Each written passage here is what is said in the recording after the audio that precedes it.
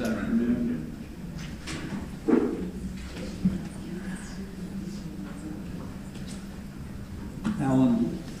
Tommy Allen. Your Honor, Steve Medina, I have Mr. Allen present. He was here this morning. The state is printing out a PPI agreement. Can we pass him for Sure. a little bit? Thank you. Ryan Asbury. Looking forward. Let me address this for not only this defendant, but any other defendant who are here today for your arraignment without benefit of counsel. You do have a right, as all defendants do, to have an attorney present. If you cannot afford one, one will be appointed for you. So before we begin, today's purpose of today's hearing is merely to enter a plea. So my first question to you is, do you wish to have an attorney appointed, or are you going to hire private counsel? No. Okay, so the court will appoint a public defender, and what I'm going to do in this case, as well as the other cases, I'm going to enter a not guilty plea on your behalf. And the reason for that is so that you have an opportunity to meet with your attorney before really addressing the substance of your claim. So the court will enter a not guilty plea, and we'll come back for our normal pretrial, which is the first date of the cycle, on April 10th at 9 a.m. Okay, get up with the public defender, get a copy of their contact information so you can be in contact with them during that time. Your Honor, I don't know the status of whether he has filed a complete application, but if he hasn't filed an application with the public defender, I understand it would be a provisional appointment. He would need to fill that out, hopefully before you leave the courthouse today. Very good. Do we have copies of those? Yes. Could he have one of those? Thank you. Thank you, Your Honor. Thank you. We're going to go a little bit out of order. We're going to take Price Williams. Mr. Medina, we're going out of order on this. We're taking Price Williams. Yes, Your Honor. Good afternoon, Judge Bridget Jensen from the state. Good afternoon. Could you announce the case? Judge, I'm on State of Florida versus Timothy Price Williams, 22-3158. Very good. Does the defense have a plea in these charges? Your Honor, I'm Spiro Kyprios, appointed counsel, contract attorney for the defendant. He knows the plea of not guilty. Very good. Court will enter not guilty plea, and we will return on our regular pretrial day on 4/12 at 9 a.m. and I'll track with his other criminal case as well. Judge, and just for the record, we passed Mr. Price Williams' case to today from the last arraignment date for attorney status. And it's my understanding that there's been maybe a little bit of a mix-up as far as filing the motion that the attorneys are certified that they are in compliance with the capital case rule 3.112. It's my understanding from talking to the public defender, Mr. Miller, that he had filed it, but then I'm advised the document's not appearing in the court file. And So if you can just confirm that it's been filed. We'll make sure that it gets we'll make sure. Yeah, I mean, sometimes it takes a couple days to get through. We'll just assume there's been a glitch, but it is important that that be filed. Yes, sir. I appreciate you bringing that to my attention. Yes, sir. Yes, sir. Okay, anything else for today? Judge, there's a second case that Mr. Price Williams has, and I believe it was passed for today for the state to file information, and my understanding is that information has been filed. Your Honor, Steve Medina, in 22 CF 3204, the information was filed, but we filed a written plea of not guilty. My understanding is that other attorneys might be taking 22 CF 3204 as well, but just for purposes of the court's awareness, we did file a written plea of not guilty, so that can be running with whatever court dates are. So we're tracking that one at the same time, come back on pretrial on 4/12. If I may That would be clarify, 22 CF 3024 as well. Okay. I'm not on those. Yeah, I'm not. Okay. Okay. Very good. Thank you. Anything else? That's it. Thank you. Thank you, Judge. Thank you. All right.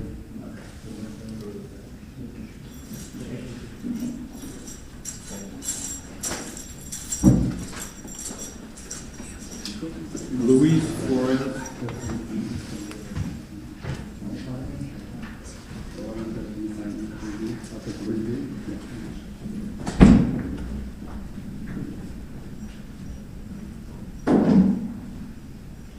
Luis Flores.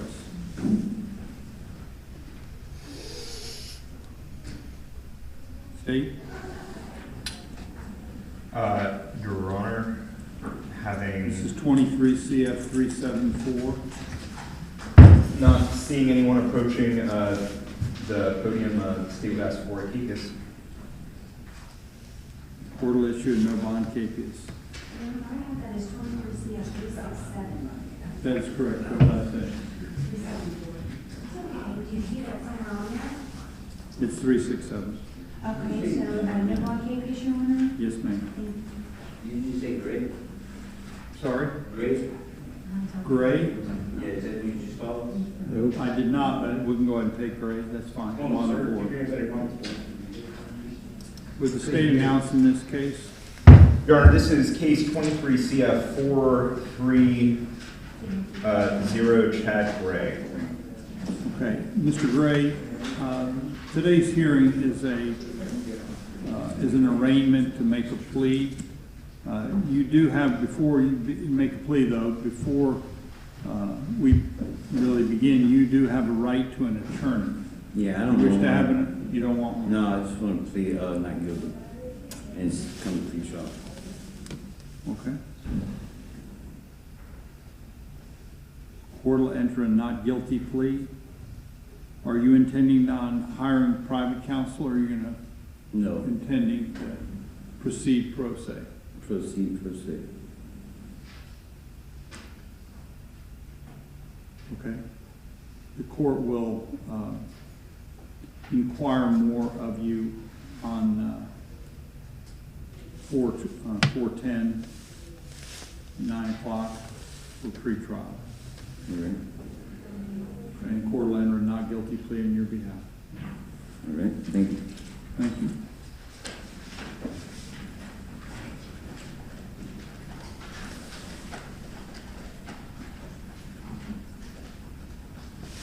Six Ski.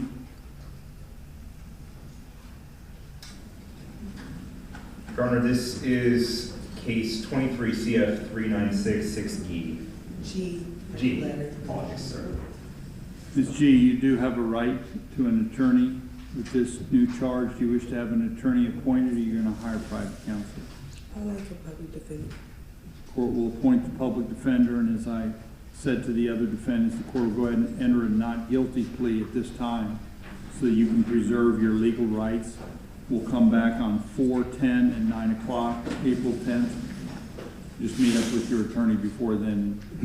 Just for the record, Your Honor, the state's offer in this case is a PTI. Okay? Well, maybe you need to make sure and get together with your attorney and go over the terms and whatnot and look at your options, okay? Yes, sir. Thank you. Thank you. Brock Hammerstrom. Your Honor, on the unrepresented, can we make sure we give them applications? Sorry.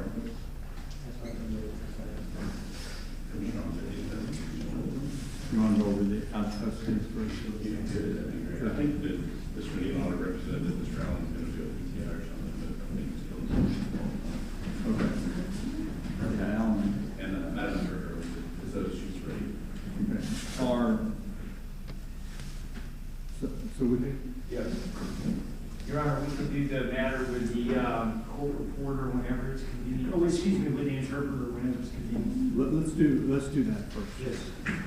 Could we, Your Honor, from the morning docket, Steve Medina on a matter with Tomas Bello, Bello, 22 CF 912. I'm not sure, but the court may wish to swear in the interpreter. Could we begin by swearing in the interpreter? Do you agree to accurately interpret from English into Spanish and Spanish into English the matters brought before the court, so help you God? I do. Thank you. Your Honor, I have filed a motion to relieve public defender due to this defendant failing to keep a total of 5 scheduled appointments with me, which is very unfair to my schedule and more importantly that of my other clients, and it makes it impossible for me to effectively prepare for trial, advocate for him, and it's through no fault of mine. And I would ask to relieve the public defender and let him get private counsel. Thank you. Mr. Bello, are you planning on hiring private attorneys? Is there a reason why you haven't met with your attorney?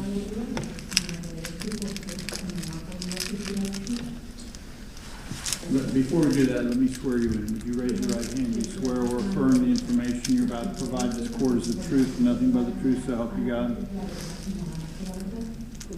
Yes, sir. So, you heard what your attorney stated. What is your position? Ok, mi posición es que yo no hablo inglés My position is that I don't speak English, y desde un comienzo él tiene conocimiento que mi abogado que yo no hablo inglés. and from the beginning, my attorney knows that I do not speak English. Nunca me ha puesto una persona para explicarme ni la cita, ni la hora, ni el día. He's never had a person that can speak Spanish to call me to schedule the date or the time of this appointment. Simplemente me ha dado una tarjeta con un nombre que dice Vicky, que es su secretaria. He simply just gave me a card with the name Vicky, who is his secretary. Y yo he llamado también, la gran preocupación ha sido mía, que en una ocasión me he confundido de fecha porque no entiendo. And the truth is, Your Honor, that I've tried to call and I made one mistake because I don't understand the language.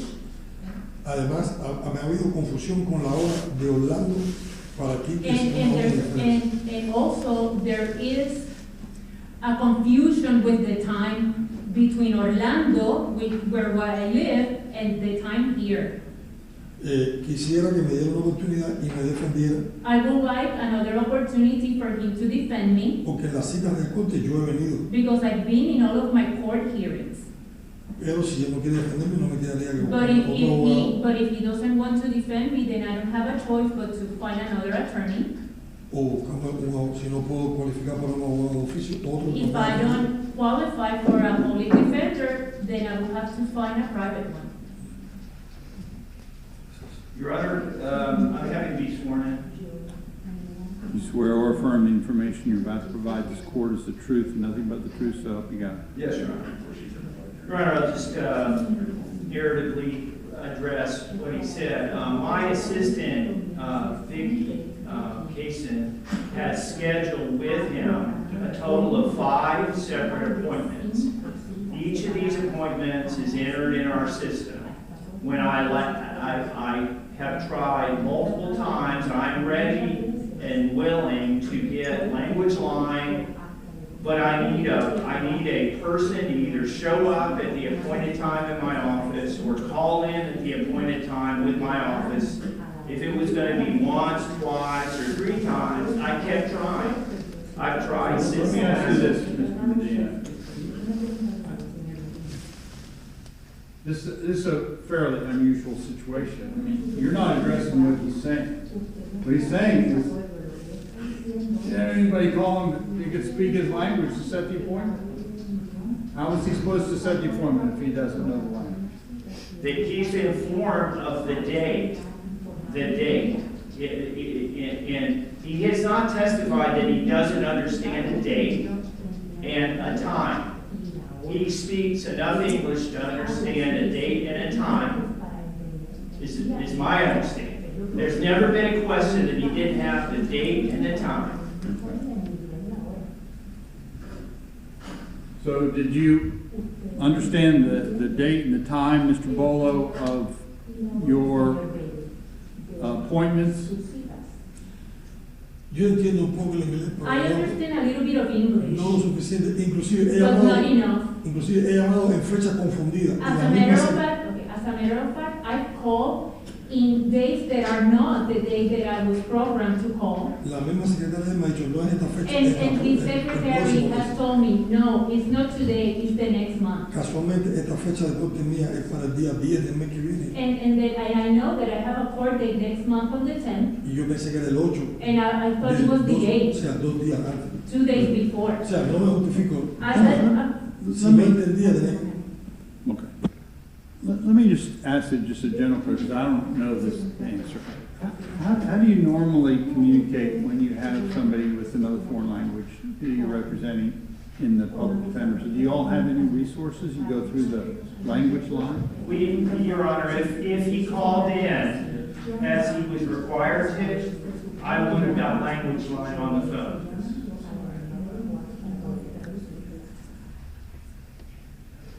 But, Your Honor, the last time he was in court, the court was inquiring me why I hadn't done various things. And I'm put in an impossible position to represent a client who won't make and keep an appointment.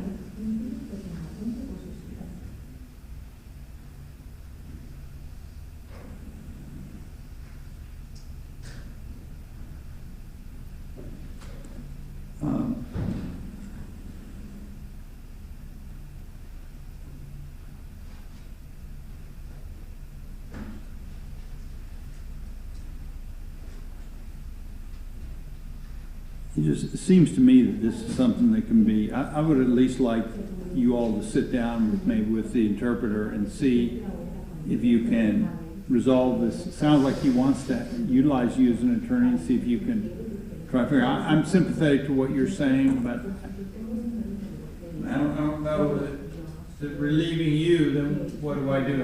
I don't even know if I'm obligated to appoint again. So,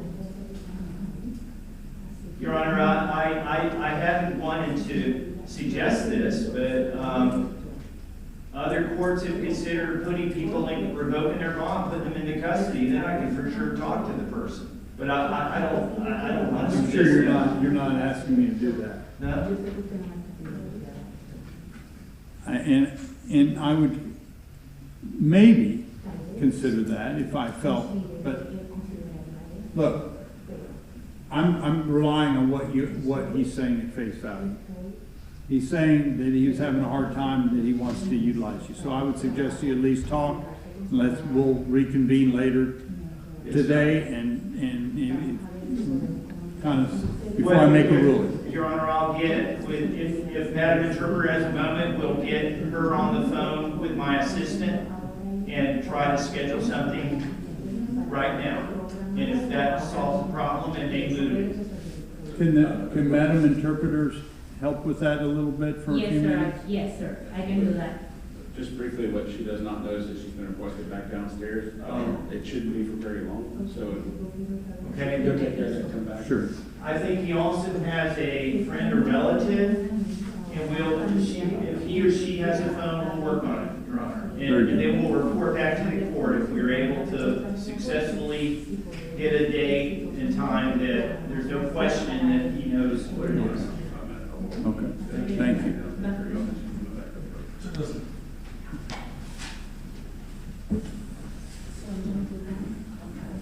Yes. We also had a friend of the court, Mr. Gates. Yes, Your Honor. Friend of the court. Yes, Your Honor. Mr. Brown, is Paris Brown? No, Your Honor, we had no more contact since this morning.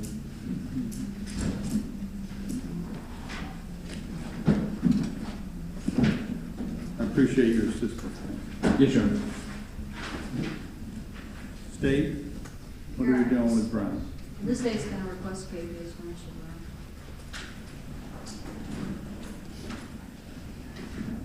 Court will issue a KPs. If he's able to be contacted before the end of the day, Yes, Your Honor. try and deal with it.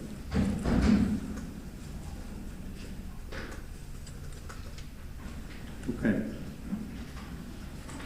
You want to just continue with our arraignments? We just have a few left. We've got a couple that are out of court. Let's see.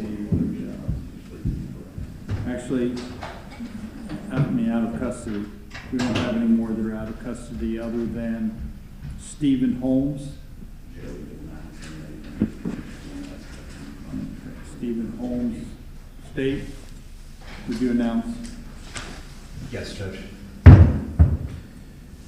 Stephen Holmes, that case is 23 CF 406.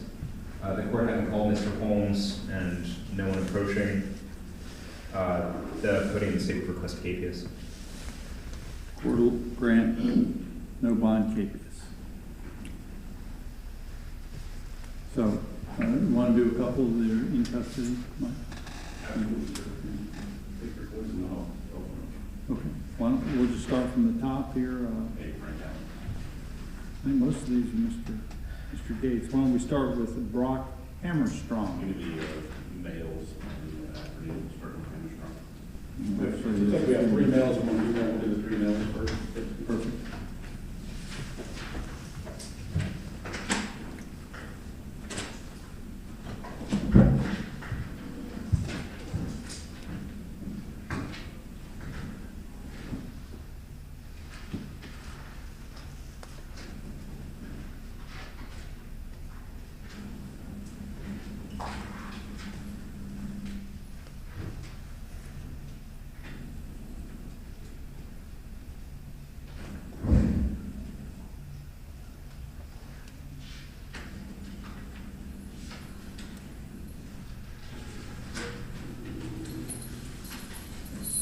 Hammerstrong?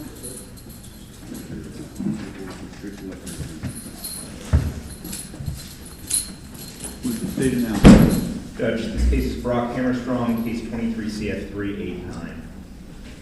Yes, Your Honor, this time we'd ask the court to enter a not guilty plea on Mr. Hammerstrong's case and scheduled for April the 12th. We do have another date on April the 11th for another case. In anticipation, we'll try to get a resolve on that April 11th date. Do you want to run this on April 11th, or?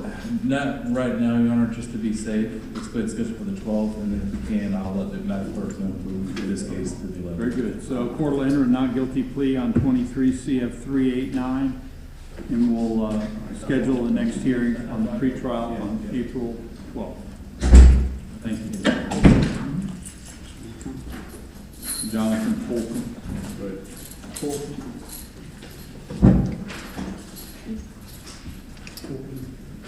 Travis, I'll let you announce this one. Sorry, I didn't know you were appointed.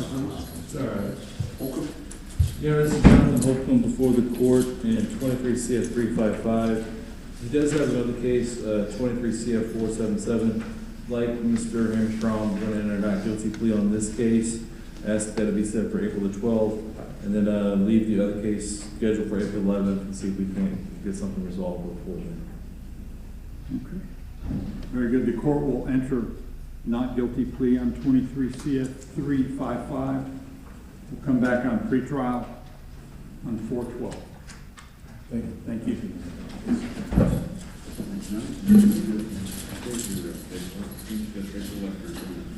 Jacqueline Jones. I think we're taking the last mail, Your Honor. Okay. It's going to be Hans Youngman. Yoonhan, I apologize, Your Honor. I have him on 23 CF 386. He also has Mr. Harper on 2 other cases. If we can enter a not guilty plea on this case and move it to the April 12th pretrial conference, Your Honor. Very good. The court will enter a not guilty plea on the defendant's behalf, and we will move to the next scheduled hearing on pretrial on April 12th. Thank you, sir. Thank you. And Judge, at this point, we're going to delay. They're moving the max, so they can't give us everything now, so let's wait on this. That's fine. Just wait for it.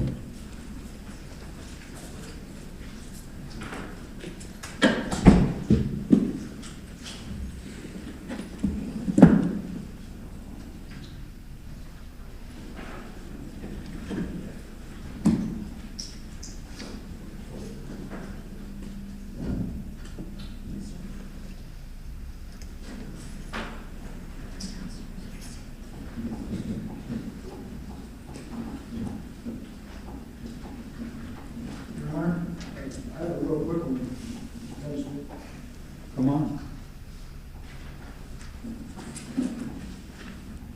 Michael Gilbert on behalf of Brandon Grimm in 23 CF 159. We have a waiver on file. I believe what happened was the last time during arraignment, he still is incarcerated in Santa Rosa, and so this is scheduled for a status conference. We have since... Back up a little bit, because I'm not tracking. So Is this client, is this on the docket today? it is What's the name? Brandon Grimm. Braden Grimm. I could be wrong with it. It's Okay. Braden Grimm. What docket is he on? I'm sorry. He's on your 130. But he was put on as a status, and plea date does not pick up statuses. I will put in another request that they add status to the plea date. As it is right now, plea date is only for plea date. But I will certainly ask for that. Okay. Give me the case number again. So 23 CF 159. Okay. And this was a status conference?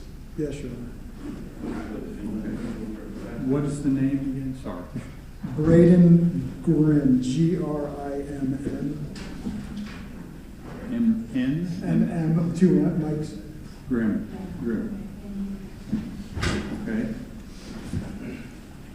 And what is the status of Mr. Grimm? So he is currently incarcerated in Santa Rosa Jail. However, on March 9th, I filed on the case. We filed not guilty, waived appearance, demanded discovery, all that. So as far as I know, we're good over here. Agreed. Okay. So we didn't do a pickup because he didn't show up? Okay. Okay, so we'll just make sure that 23 CF 159 is on our regular pretrial docket on 4/12. And, you know, I mean, obviously if he's over there, Right. we'll deal with it like we always do. But we'll go ahead and have him scheduled for 4/12. That's all I have, Your Honor. Great, Thank thank you you, very much. appreciate it. We have Ms. Jones now, Judge? Jacqueline Jones? Okay. Good morning. With the state now. Yes, Judge. This is Jacqueline Jones.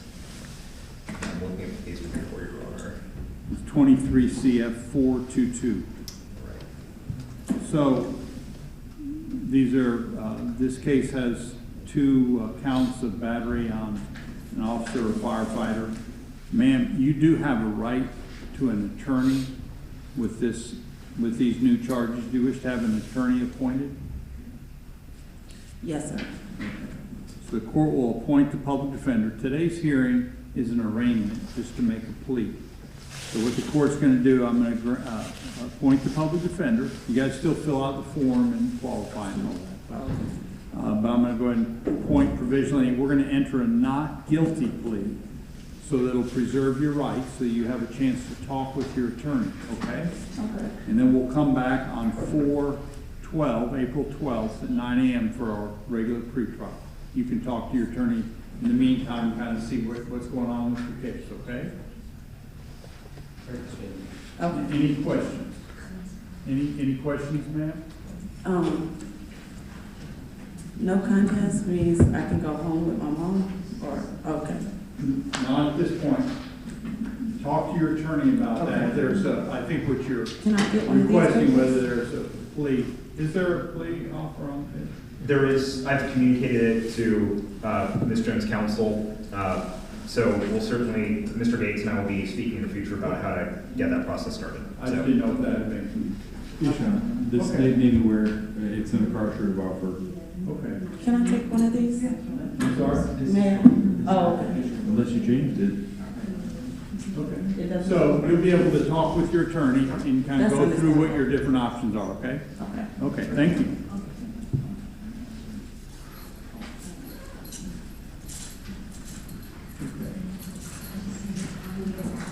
Yeah, Well, I take that back. Okay, do cool. we have Tommy Ray Allen ready? Your Honor, are we ready? Yes, I have. Okay. Yes, Your Honor, I do need to, probably have another moment with him, so we're going to sign this agreement. Okay. Now that we have the PTI paperwork, Judge. Good. Could we take up Bello first? Sure. The interpreter, and then?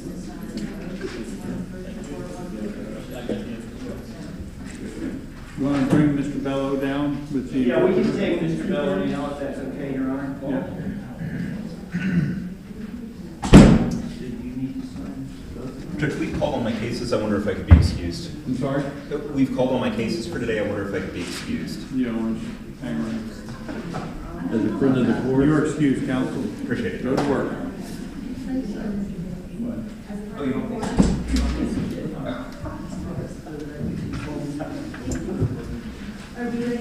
We're ready. Come forward.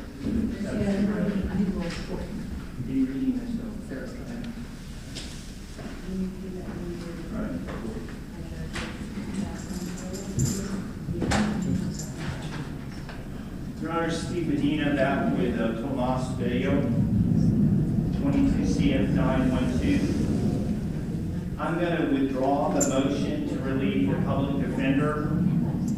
I reserve the right to refile that if we do not complete the following appointment.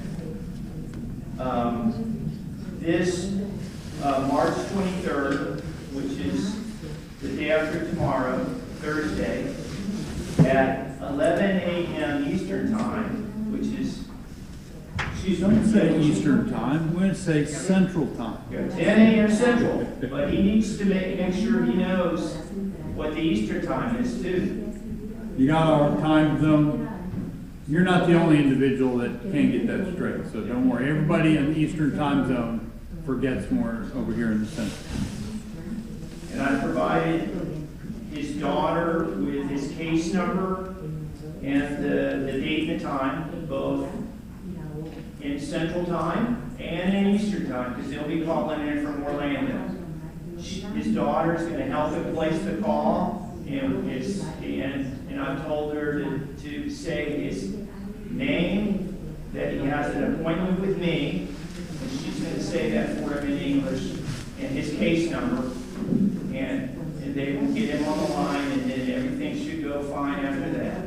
And then it's set for an hour, and hopefully we won't bother the court in the future with this kind of thing. I just want to get ready for trial. Okay, do you have any questions, sir? Okay. I'm glad you were able to resolve it. I do have one question. Yes. ¿Se puede hacer un three-way o tengo que estar personalmente al lado de mí? Porque yo estoy trabajando. Can we do like a conference call, like a three-way conference call? Because I will be working and my daughter will be at home. O no puedo trabajar también, puedo enviar. Or I can also don't go to work that day and then just attend this phone call. I have no preference, but I can't go hunting up people. Yes, I will be available. If his daughter wants to call without him, if she can get him on the phone, I don't care. But he's got to be on the phone with me or his daughter so that we can patch him in. So not one question, but ask the clerk. Is this case scheduled for the next regular pre-trial on 4/10? So you're going to meet with your attorney, but the next hearing before the judge here is on April 10th, 9 a.m. Thank you, Your Honor. Sorry Thank about you. that. Okay, thank you. All right. Thank you. Thank you, ma'am. Well, just because we're here for status as well as I'll let the court, I know, after I meet with him, I'm going to set depositions very likely as soon as possible. Thank you. Okay, very good. Thank you. I'm aware. Abril 10 a las 9. Okay? Thank you. Thank you, Your Honor. Okay. Tom, you ready to go? You ready to go? Are you ready? Do you want to end the agreement?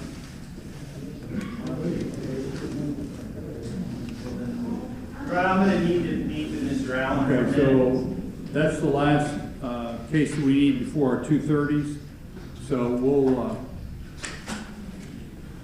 we'll take a very short break for 10 minutes. When we come back, yes, we'll do Mr. Allen first, and then we will do the remainder of the docket, the 2:30 docket, which are a little more substantial in time. Thank you, Your Honor.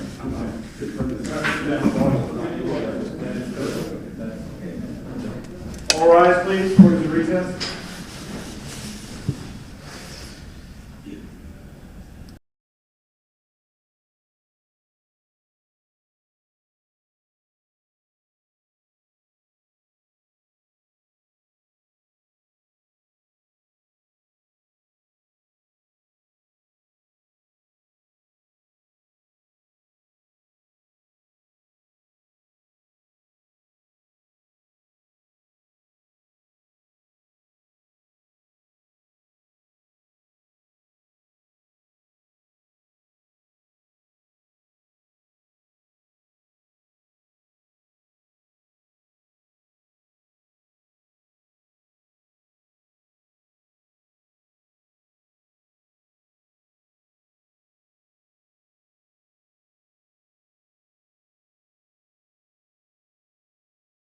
This is Alex again from the UPS store.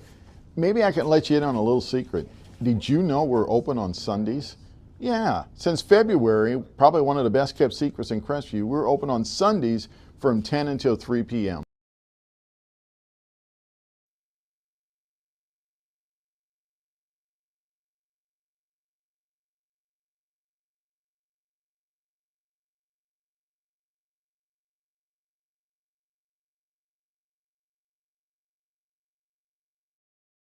Congratulations, Dixie Dan Powell, for your recent induction into the National Trial Lawyers Top 100.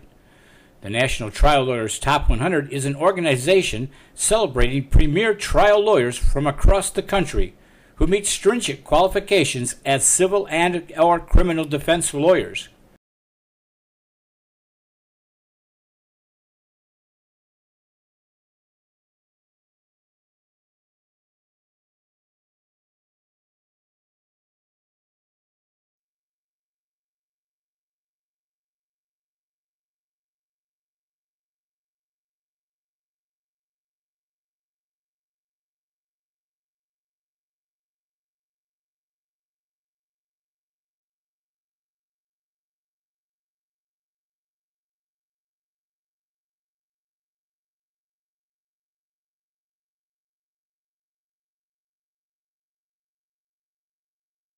At Powell, Powell & Powell, we are a family of lawyers working together as a team for our clients. For more information, visit us online today at www.powelllawfirm.com.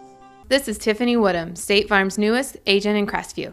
I'd like to personally invite you to stop by my office on North Verdon Boulevard for a no-cost policy review. Let me help you start saving today. Call in, walk in, or click in at yourcrestviewagent.com. Check out the soaps, bath bombs, and other bath and body products, all made by hand with natural ingredients at Hub City Soapery. Visit us at 1092 North Verdon Boulevard in Crestview or shop online at hubcitysoapery.com. Hub City Soapery.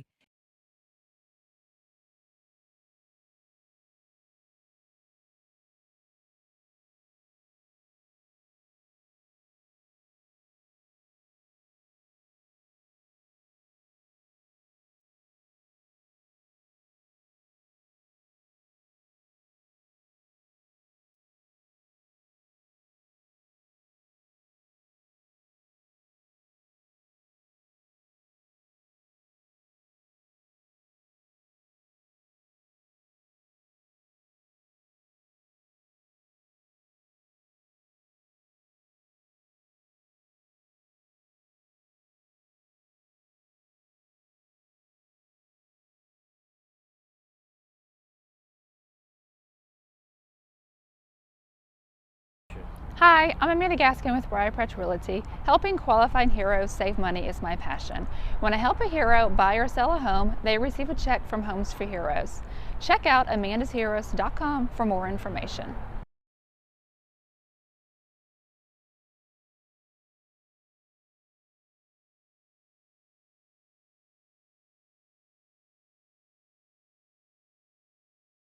Back Home Bakery Cafe is 2 blocks from the courthouse on Crestview's historic Main Street. We serve handmade pastries, espresso, and lunch items, and we're open Tuesday to Saturday from 7 a.m. to 4 p.m., serving lunch from 11 to 2. We hope to see you soon.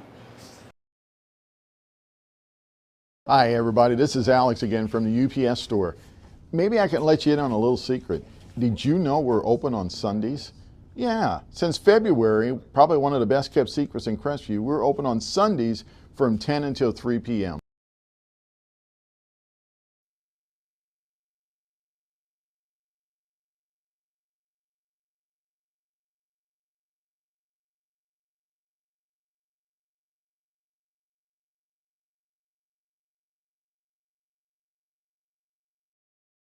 Congratulations, Dixie Dan Powell, for your recent induction into the National Trial Lawyers Top 100. The National Trial Lawyers Top 100 is an organization celebrating premier trial lawyers from across the country who meet stringent qualifications as civil and/or criminal defense lawyers.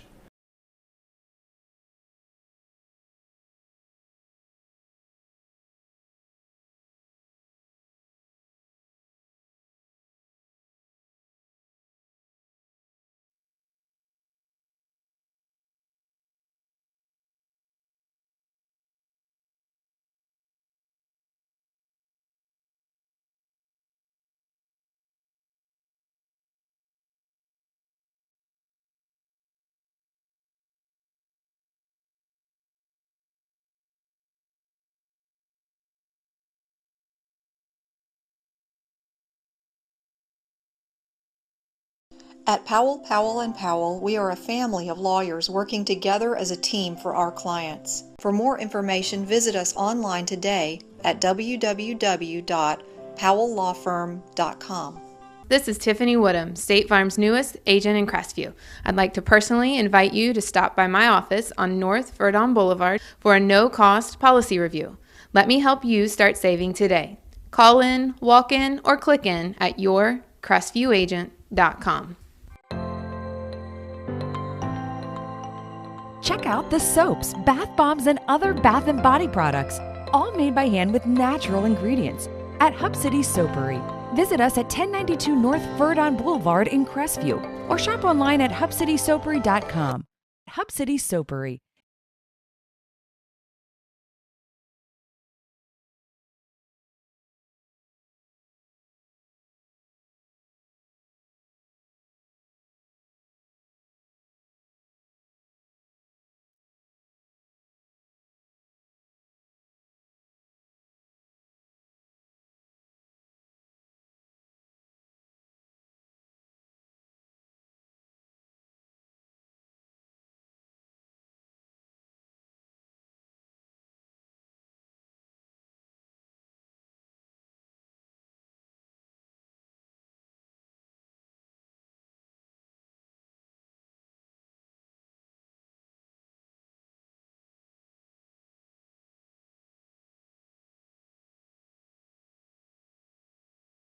Hi, I'm Amanda Gaskin with Arraignment Realty. Helping qualified heroes save money is my passion.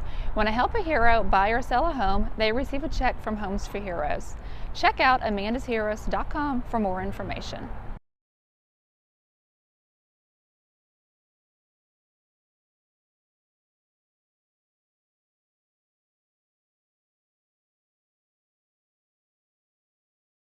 Back Home Bakery Cafe is 2 blocks from the courthouse on Crestview's historic Main Street. We serve handmade pastries, espresso, and lunch items, and we're open Tuesday to Saturday from 7 a.m. to 4 p.m., serving lunch from 11 to 2. We hope to see you soon. Hi everybody, this is Alex again from the UPS store. Maybe I can let you in on a little secret. Did you know we're open on Sundays? Yeah, since February, probably one of the best kept secrets in Crestview, we're open on Sundays from 10 until 3 p.m.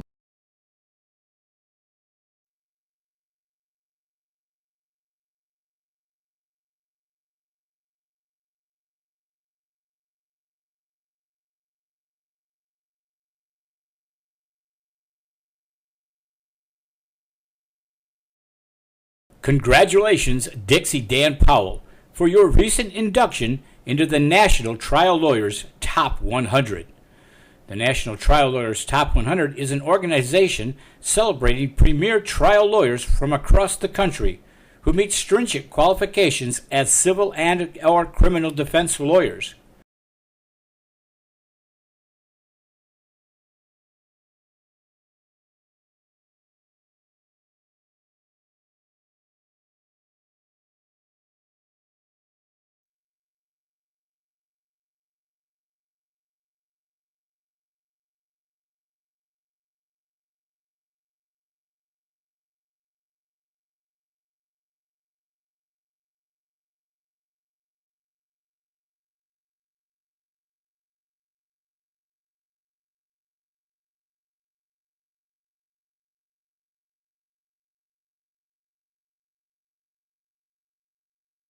At Powell, Powell & Powell, we are a family of lawyers working together as a team for our clients. For more information, visit us online today at www.powelllawfirm.com. This is Tiffany Woodham, State Farm's newest agent in Crestview. I'd like to personally invite you to stop by my office on North Verdon Boulevard for a no-cost policy review. Let me help you start saving today. Call in, walk in, or click in at yourcrestview.agent.com. Check out the soaps, bath bombs, and other bath and body products, all made by hand with natural ingredients at Hub City Soapery. Visit us at 1092 North Verdon Boulevard in Crestview or shop online at hubcitysoapery.com. Hub City Soapery.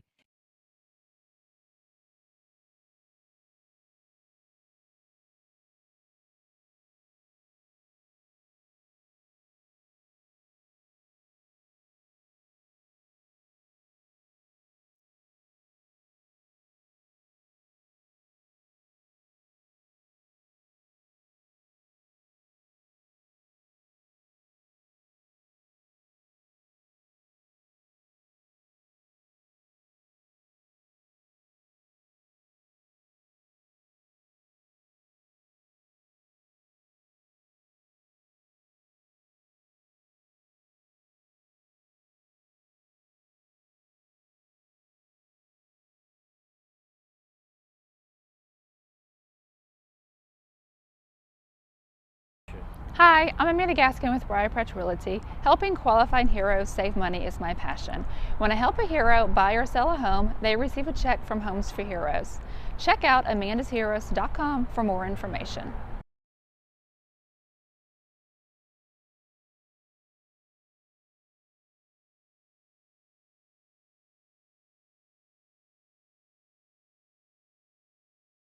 Back Home Bakery Cafe is 2 blocks from the courthouse on Crestview historic Main Street. We serve handmade pastries, espresso, and lunch items, and we're open Tuesday to Saturday from 7 a.m. to 4 p.m., serving lunch from 11 to 2. We hope to see you soon.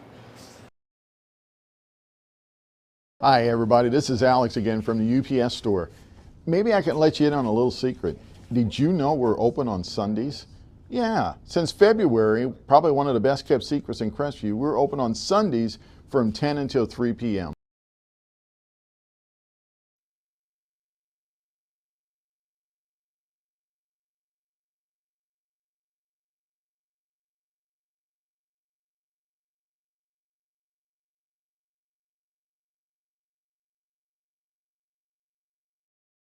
Congratulations, Dixie Dan Powell, for your recent induction into the National Trial Lawyers Top 100. The National Trial Lawyers Top 100 is an organization celebrating premier trial lawyers from across the country who meet stringent qualifications as civil and/or criminal defense lawyers.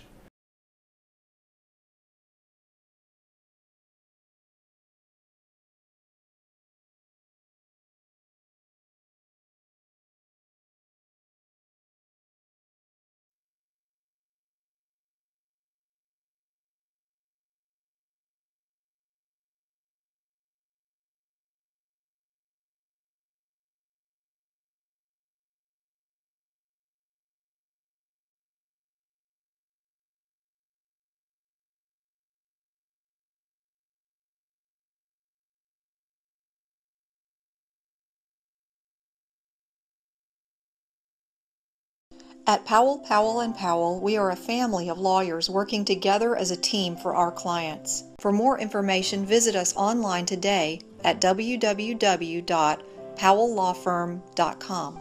This is Tiffany Woodham, State Farm's newest agent in Crestview. I'd like to personally invite you to stop by my office on North Verdon Boulevard for a no-cost policy review. Let me help you start saving today. Call in, walk in, or click in at yourcrestviewagent.com. Check out the soaps, bath bombs, and other bath and body products, all made by hand with natural ingredients at Hub City Soapery.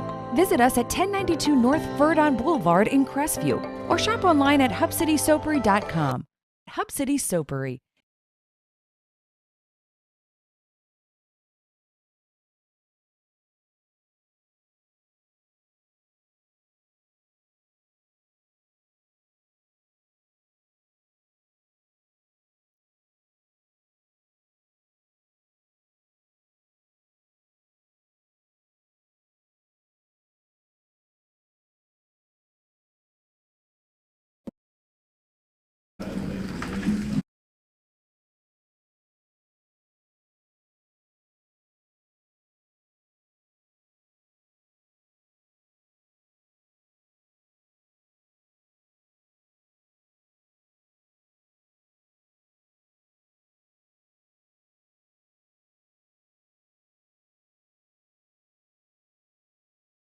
Hi, I'm Amanda Gaskin with Arraignment Realty. Helping qualified heroes save money is my passion.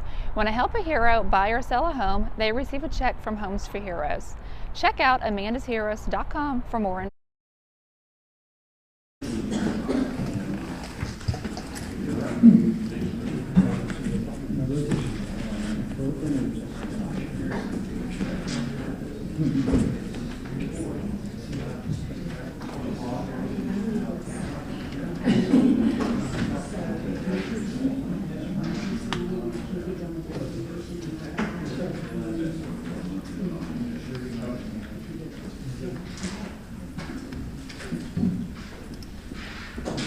Thank you, Your Honor. Steve Medina with Tommy R. Allen Jr., 23 CF 343. Your Honor, We have a plea and sentence agreement that is merely a cross-referencing to a PTI agreement that we won't enter in the record, but if I may approach with the plea and sentence agreement. You may. And under the agreement, of course, if he successfully completes PTI, the case will be dismissed. If he fails to successfully complete PTI, he'll go directly to sentencing on there's a third-degree felony and a misdemeanor, a first-degree misdemeanor hanging over his head. So he knows he needs to report to the PTI program at state probation right after this, and he'll get the directions, Your Honor. Mr. Allen, let me ask you just a few questions. I asked you to swear. Would you raise your right hand? Do you swear or affirm that the information you're about to provide this court is the truth and nothing but the truth, so help you God? I do. Okay, you can put your hand down. Thank you. You heard your attorneys talk about the basic structure of this plea agreement. You understand, and I see you've signed the actual plea and sentencing agreement. Yes, sir. And what he really talked about is kind of the most important thing. You've got your PTI, your pretrial intervention. There's several things you got to do. Check, check, check. You got to do all that in moving forward. But if you know what is being dealt with today is exactly the underlying case. You're basically pleading no contest to it, and if you successfully complete, it goes away. But if you don't, they'll come back and adjudicate, and they'll go right to sentencing, which you'll get a chance to argue if you do that. You're not going to, you'll have a chance to have your legal counsel and whatnot, but you're not going to come back and say, let's go to trial because if I don't finish the PTI, you don't get a chance to go to trial. That part of it is resolved. Do you understand? I understand that, sir. I want you to understand. You understand? I understand that, sir. And you've had a chance to read the plea agreement? Yes, sir. And you've gone over it with your attorney and made sure you had all your questions answered? Yes, sir. You believe this plea agreement is in your best interest? Yes, sir. Okay. Very good. Based upon that, the court will accept your plea agreement, and you must successfully complete the PTI program. The plea will be withdrawn and the case dismissed if the defendant fails to successfully complete the PTI. The defendant would go directly to sentencing. Thank you, Your Honor. Thank you. Your Honor, just for Madam Clerk's records, he does not need to be on the April 10 pretrial since we resolved his case with the plea and sentence agreement. Thank you, sir. I'll resolve the event right now. Yes, ma'am. Thank you. You got to check in with him, sir. Thank you. Thank you.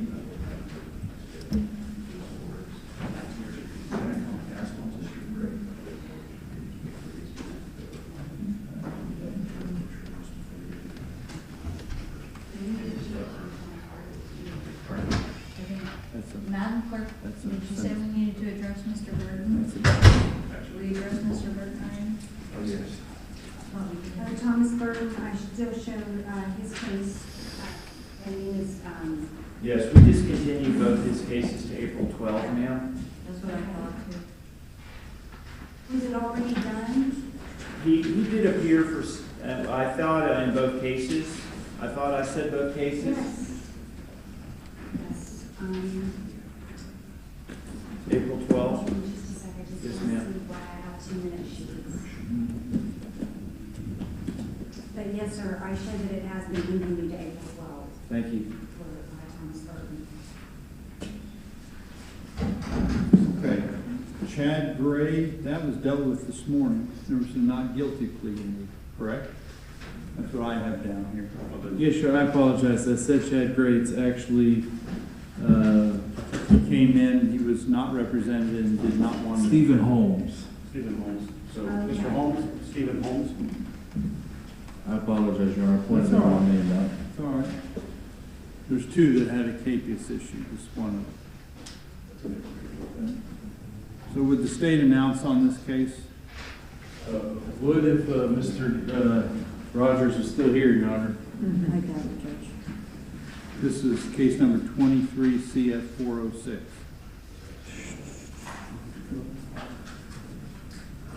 looks like it's number 9 on the docket. Okay, that is correct.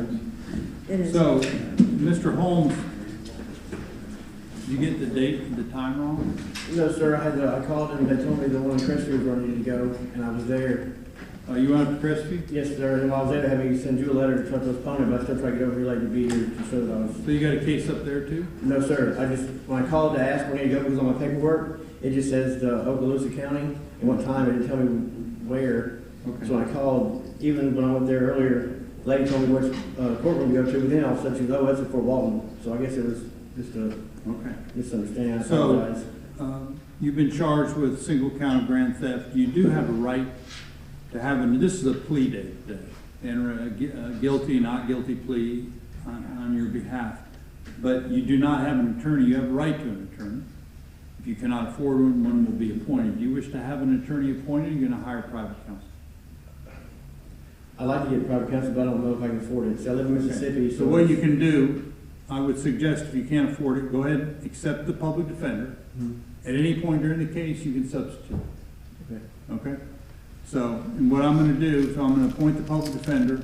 I'm going to enter a not guilty plea in your behalf, and the reason why I'm doing that, so to preserve your rights, so you can talk to your attorney. We'll come back on 4/10. That's the pretrial day. All of them are going to be down here, not up in Crestview. Come back at 4/10 at 9 o'clock for our pretrial. So just make sure to fill out the public defender form, bring it to the clerk, and get some contact information so you can make an appointment with the public defender. Thank you. Next be Louis Flores was downstairs on Mr. Flores. All right, Flores. Yes, sir.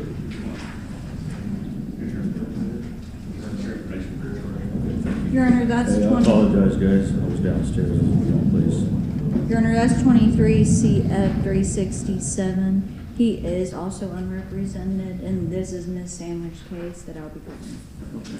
So, Mr. Flores, as I mentioned to the gentleman before you, you do have a right to an attorney in this matter. You wish to have an attorney appointed, you're going to hire private counsel. No, sir. I wanted to plead not guilty and see if I could be appointed a public defender. Okay, so the court will appoint the public defender, and the court will enter a not guilty plea on your behalf. You need to meet with your public defender, and we'll come back for our pretrial on 4/10, on April 10th, okay, 9 a.m. Very good. Thank you. 9 a.m. It'll be in this. You could provide an application for public defender's office. Yes. Yep. Okay. Now, I believe that's all we've got from this morning in the pretrial. I mean, the arraignment document. I do have some score sheets, but I can wait for a little while. I showed Mr. Morrow his score sheets. Yeah, you can deal with score sheets for everybody. No objection to the record, no, Ryan Morrow on these matters. These are all from this morning's pleas. Okay, very good.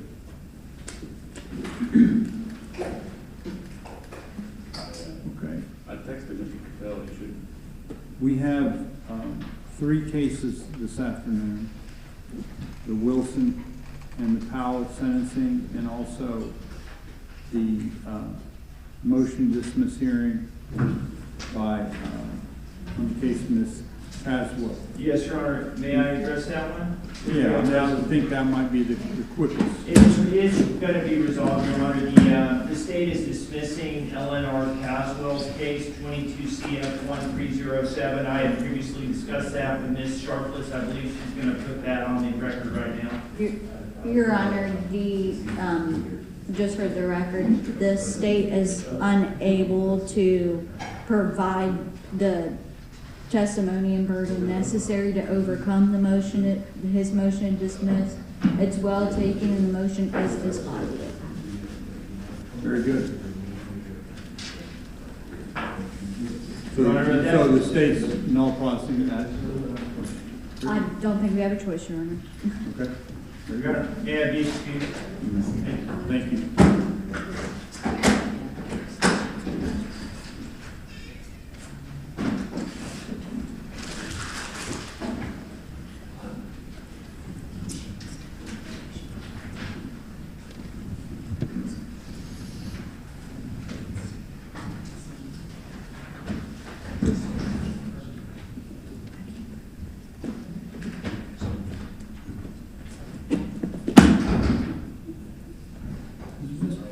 Romero, you anticipate your case probably be a little shorter, I would think, Mr. Powell. My understanding is we were just here to receive the court's ruling, Your Honor. Yes, Your Honor, I think we've received all the testimony and argument that the Right. court was gonna receive.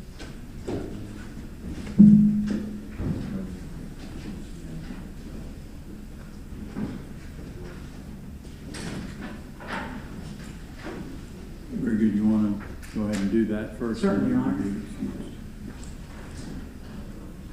Mr. Powell here? He's in custody, Your Honor.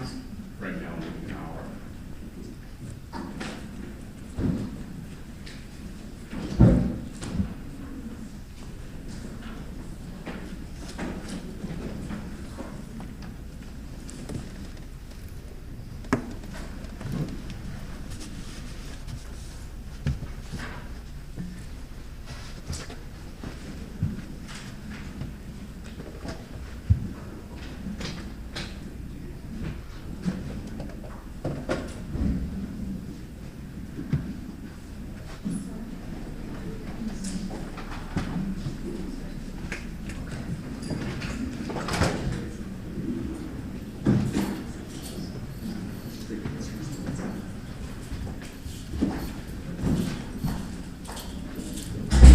Ryan Morrow, Mr. Powell, Your Honor, this is 20 CF 413 and 21 CF 2603.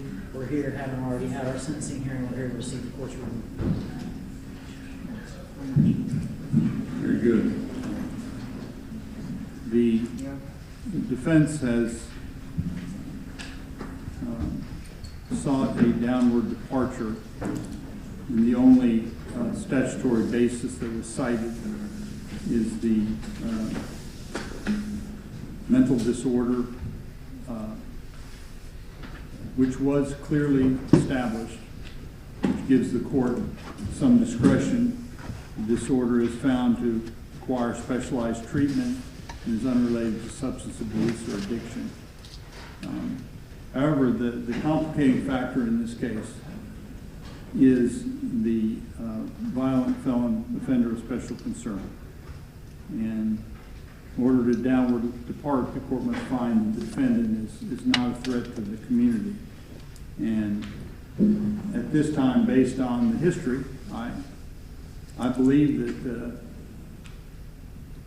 taking the defendant at face value and his testimony, that he does have positive intention, but unfortunately the record does not reflect it. And so the court is going to sentence to the minimum guidelines of 32.55 months in the DOC. The court's not going to have any supervision when you get out. When you get out, I'm releasing you free and clear. And I would urge you to address some of the issues that were discussed in the last hearing for your benefit going forward. So, thank you very much. Thank you. That's all I have before the court. Yes. That's all I have before the court. Amazing. Excused. Your Honor, I'm going to approach with these score sheets. Okay. No objection to score sheets.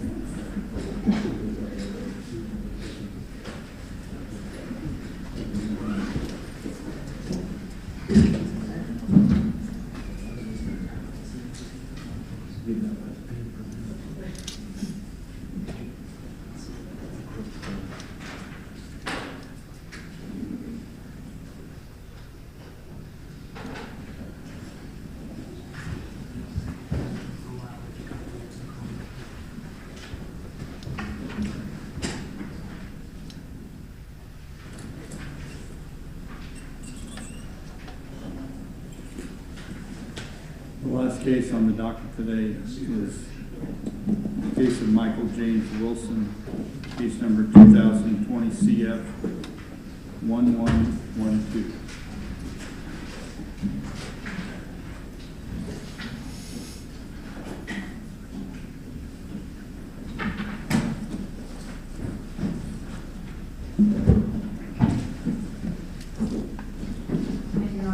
As defense gets settled, I do have a copy of the score sheet, if I may bring it up. I corrected it to reflect the correct judge and the correct attorney.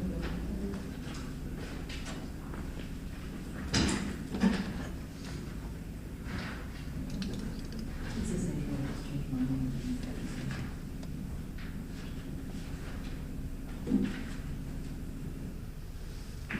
May I look at that now?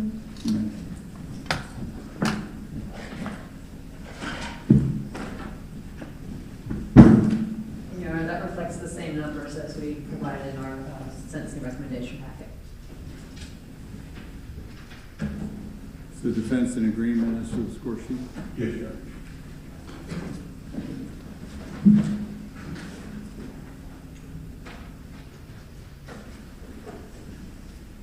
May begin with opening statements. Mr. Shaw.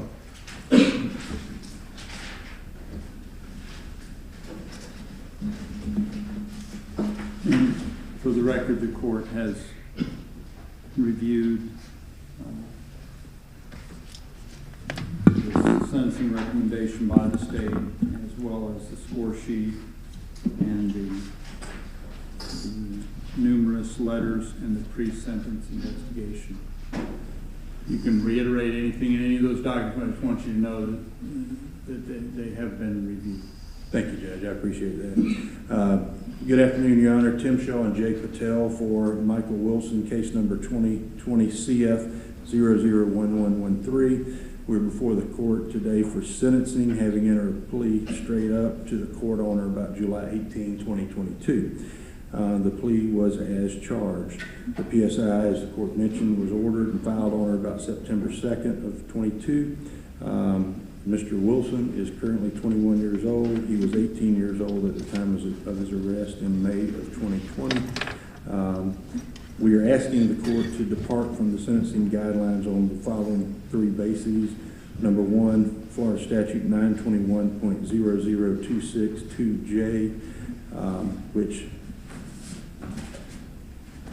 under 2J, Your Honor, is the offense was committed in an unsophisticated manner and was an isolated incident for which the defendant has shown remorse.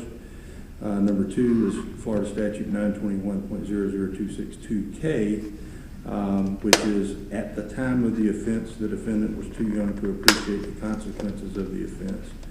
And lastly, but probably most importantly for the defense, is Florida Statute 921.00262L, which is that the defendant would be sentenced as a youthful offender. In support of these requested departures, we will be calling several witnesses after the state makes their opening. However, I'd like to point out to the court so that Your Honor can be looking for this. The evidence will relate to a central theme, that being Mr. Wilson's youth and immaturity at approximately 14, 15 years old when these images were initially uploaded to the Dropbox.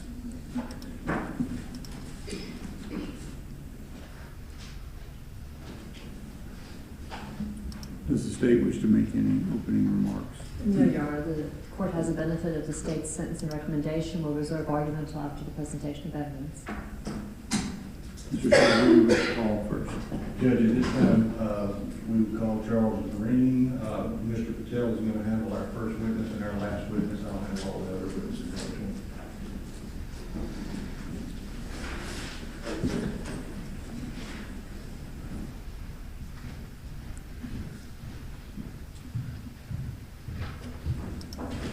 The clerk swear in the witness. You swear the testimony you're about to give will be the truth, the whole truth, and nothing but the truth, so help you God? Yes, ma'am.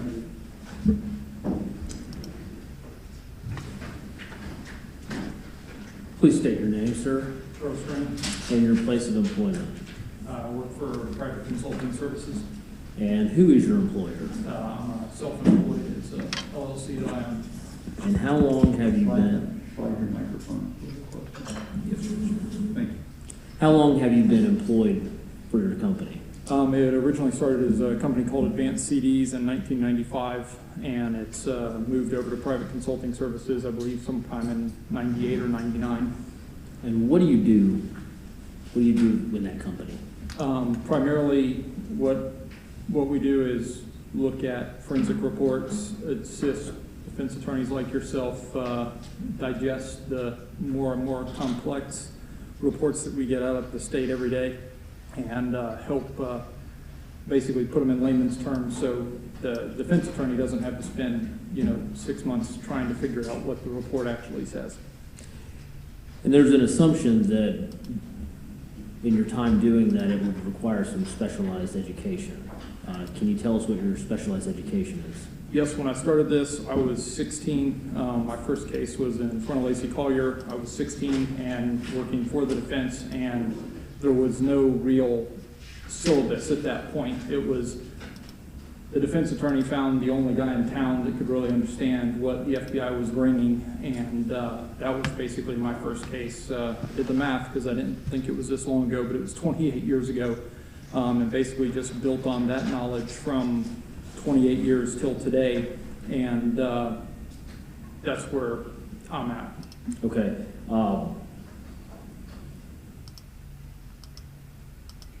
Tell us specifically as it relates to what your experience is in computer forensics, as far as programs you're familiar with and things of that nature. Sure. So, like the last time I was sitting in this chair in front of Judge Brown, I believe, was kind of along the same type of scenario. Files were downloaded. There was some question as to when and who downloaded them, were they viewed, and that's basically the last thing that I did here, and that's pretty much the same thing that I'm here today for.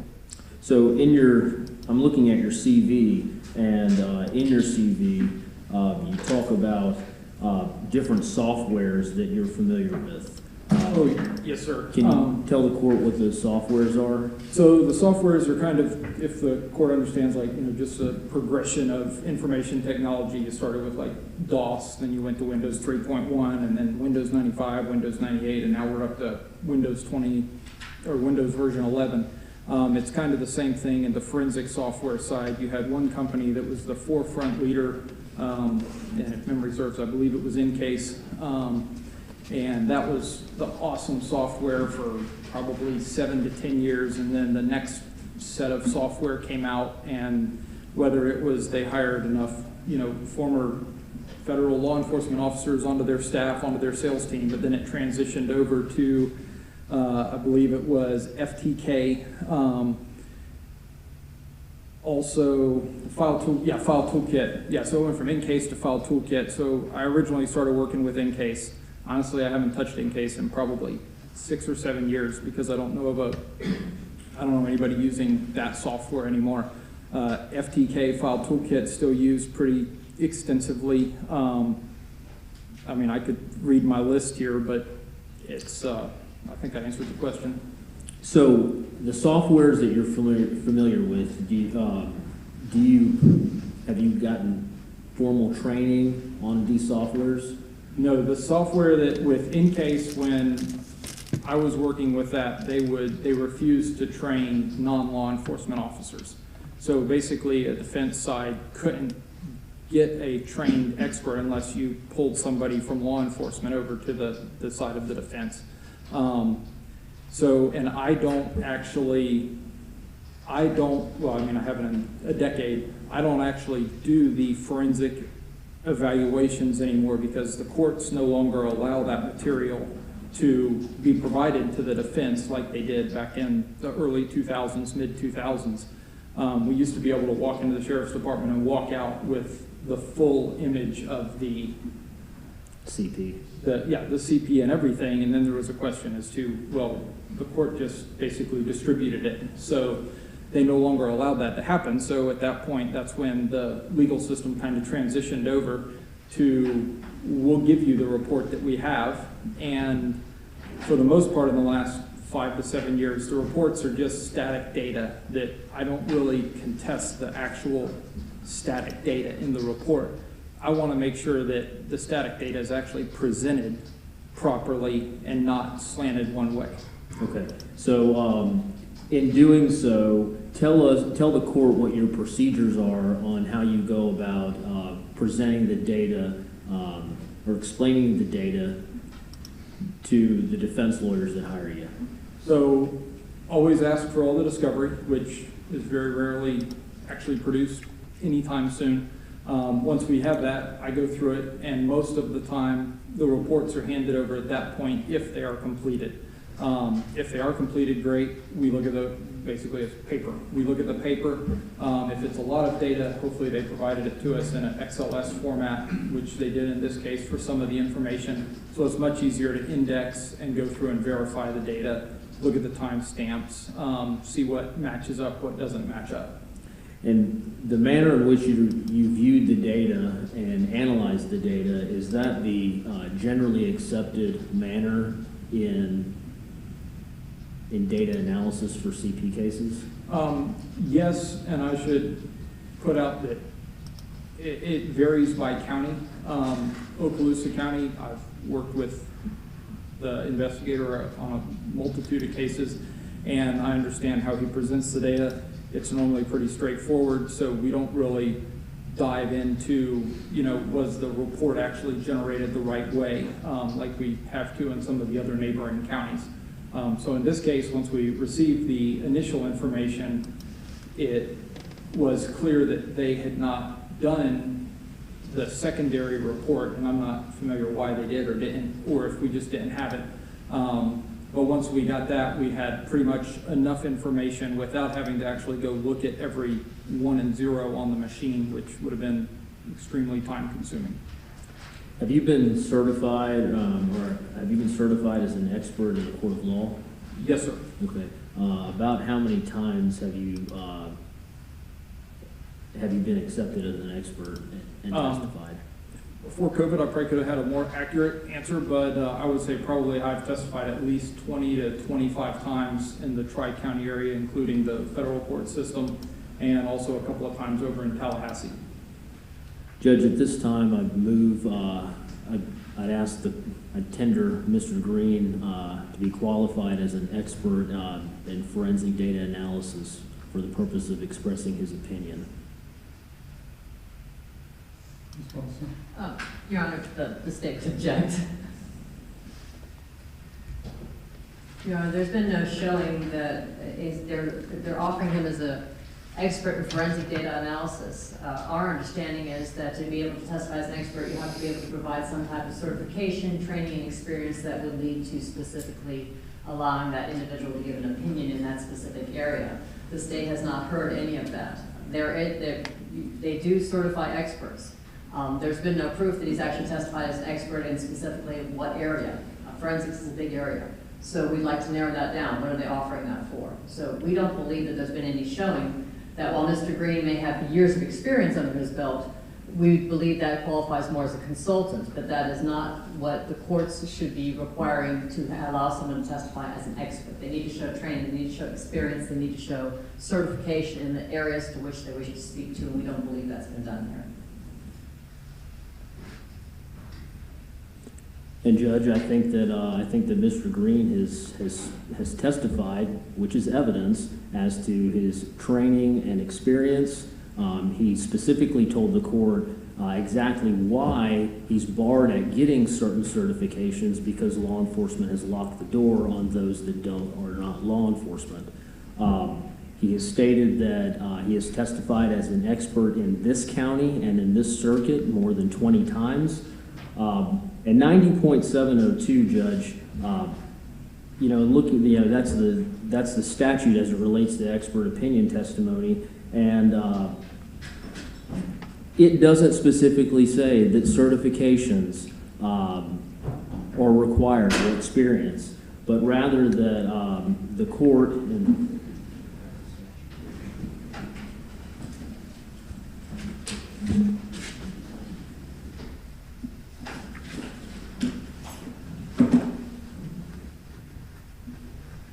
90.702 says, if scientific, technical, or otherwise specialized knowledge will assist the trier of fact in understanding the evidence or determining a fact in this issue, a witness is qualified as an expert by knowledge, skill, experience, training, or education, and may testify in the form of an opinion or otherwise. I think that Mr. Green has satisfied the statute, and I'd ask that he be qualified. And I didn't say forensic science. I said computer forensic science, specifically relating to data analysis, which is what he stated that he did in this case. Court will qualify him as an expert in that. Mr. Green, can you tell the court exactly what you did to prepare for this case? Yes, sir. I was provided the discovery, which you were provided, and I reviewed that as well as discussions with you. And after our first meeting, did you ask me... What discovery?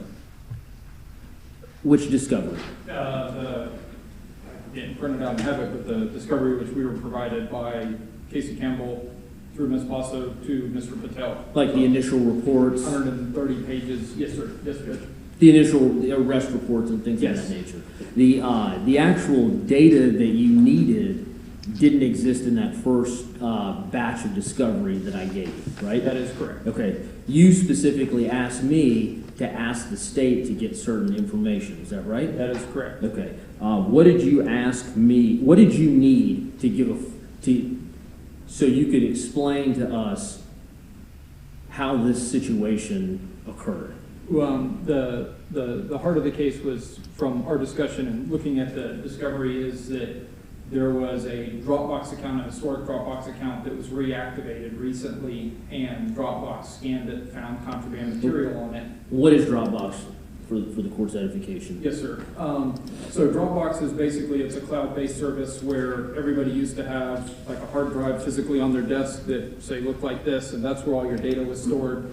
And, well, with marketing and the way the technology changed, it was much more user-friendly and more cost-effective to, instead of storing that data here on my desk, I'm going to store it in the cloud, which is just a made-up, interesting place where a bunch of other servers are in a room with guys that don't take showers and wear aluminum foil hats. They basically keep all these servers together, and they call it the cloud. So instead of me storing my data on the little hard drive right here, now it goes up through the internet and over to the cloud. Now, these services, you have Mega, Dropbox, Office 365. Everybody's decided to come up with their own online cloud storage service because it's a revenue-producing tool for them. And that's what Dropbox is. It could have been any cloud service. And what information, so this was a Dropbox account case, is that right? Yes, sir. Okay, so what information did you want us to request to assist you? Well, ideally what I would like is, and at this point I had only reviewed the initial discovery, we didn't have any other reports, but judging from the initial discovery that was disclosed, there were files that were uploaded to the cloud, to Dropbox 5-6 years ago. And those files were basically in a dormant status, and 5 or 6 years ago, the online cloud providers did not really have the processing power, because processing power takes energy, and that means it takes money to run, to search every single file that was uploaded or stored at the time. Well, when the Dropbox account was reactivated more recently, computers got faster, so now the Dropbox accounts scan the files when they're basically reactivated, or basically respawn from the archival cloud machines over to the active cloud machines at the Dropbox data centers. And once those files were reactivated and pulled over, as part of that being pulled over, they were flagged for known CP material. Would you say that this case is different than the CP cases that you've encountered in the past? Yes, sir. Based on the information that I've reviewed and the reports that I've seen, it appears that this case originated 5-6 years ago, and most of the files appear to be a bulk download type of scenario, whether it was a peer-to-peer or shared from another Dropbox user. They were all downloaded for the most part at once. There was a large cache, but again, they were all, it appeared from my information that they were a very confined time that they were downloaded. And that's not in line with most of the offenders that I end up working with. They touch the data all the time. They categorize it on their own in addition to how it's received, and I did not see that in this data. Can you explain to the court the difference between deleting an app on your phone versus deleting the program itself? Yes, sir. So, as it relates to this case, so what did you learn about what Mr. Wilson told law enforcement, and how does that relate to the question I just asked? Sure, exactly. Based on his law enforcement statement, he stated to, I believe it was Investigator Evans, maybe one of the detectives, that he saw images that he didn't like and he wanted to get rid of them, so he deleted them. And by deleting them, further discussion said he deleted the app, which on your phone, if you hold your finger on it, you have the option to delete. You hit delete, it says, would you like to delete your app? Yes, you delete the app. Some people, including more than you would think that deletes the app and all the data in the app. But with Dropbox, that just deleted basically the conduit to your data, because your data is not actually stored on your phone for the most part. It's stored in the cloud that we discussed earlier. So when you delete the app, you're deleting your conduit to said data, and the data is still in the cloud. And now it could vary how long it stays active in the cloud. It's different for all the services. Now, can you explain to the court how it works when somebody has a Dropbox account and they open up a new Dropbox application on a new terminal? I can explain that. I will have to caveat it with every time a program update comes out or an app update comes out, the app developer can change the default settings in said app. So with that being said, like currently being last week when I tested Dropbox, when I download the Dropbox application and put my username and password in, it does not automatically start syncing to my iPhone. But when I download that, not the same app, but the same program, written in a different language for my Windows PC, and I don't read the end user license agreement like I'm sure everybody does, I just click next, next, next, because I need to get to that file. Next, next, next, accept. To my surprise, my Dropbox account actually started synchronizing in the background my documents folder without me actively doing it. On my second computer, I actually went through and read it, and sure enough, it did say it would actively synchronize the files that it thought that I would need first. And the reason it does this is to make the program appear more user-friendly, and it's ready for you faster. It tries to anticipate what you're going to need because you just installed the program. So if you install the program and you have files located on the cloud server, the program assumes that you're going to need those files. So it starts synchronizing them automatically. And tell us if Dropbox, because I'm familiar with Google Drive and I know how that works, but is Dropbox the same? When it's doing the synchronizing, it's taking the bulk data and downloading fragments of all the files, so essentially half or some of all the files are somewhat ready for access. So that's a two-pronged question. You were correct up to about 2 years ago with Google Drive. Now Google Drive starts a file, finishes a file. It might start 10 files, but it's going to start that file and it's going to finish that file. It's not going to grab half a fragment of this file and move to the next one. They've changed that. And in this case with Dropbox, I could not, well, I didn't even think to go back to actually look at when this was downloaded to see if I could even pull up that revision of Dropbox and then go in and see if it would download all the files at once or just one or two of the files at once, primarily because I answered my own question without doing that, based on the timestamps of the files that were added or deleted. The timestamp of, say, 50 files was the exact same second.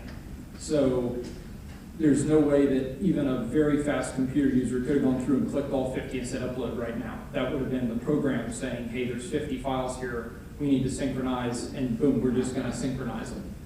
Okay. So tell the court, essentially based upon the data that was provided in the big Excel spreadsheet relating to the Dropbox account, when were the uploads, the original uploads, and then the downloads, and the activity in between? It's a lot, I know, but I believe it was over 10,000 lines. I pulled just literally a random excerpt. I started at line 2604 on the Wilson Dropbox -file _ activity.xls file that we received from the Sheriff's Department. And all these, I believe it's probably about 20 lines, they were all started, and the top line and the bottom line is all the same, which was 22:48:04 seconds Greenwich Mean Time, and the bottom line 22:48:04 seconds Greenwich Mean Time. So what does that mean? So that means that, again, you can't click that fast if you're doing it individually file upload. This was basically the file, or the program, the Dropbox program was installed, and it saw a folder that was set to synchronize, and it synchronized the files between the Dropbox server, the cloud, and the personal device. Okay, so kind of want you to, because that's a lot for us lay people that aren't you. When you look at Mr. Wilson's admissions as to what he told law enforcement in the report, is the data consistent with his admission? In what I've read, yes, when he did the interview and he said he deleted the app, that the data had not been accessed, and that was one of my questions to counsel, is can we request from Dropbox the actual original time the original files were uploaded, downloaded, accessed, the IP addresses. Dropbox has that information, and they will provide it. They've provided it in other cases, but to my knowledge, I don't think we ever received it here.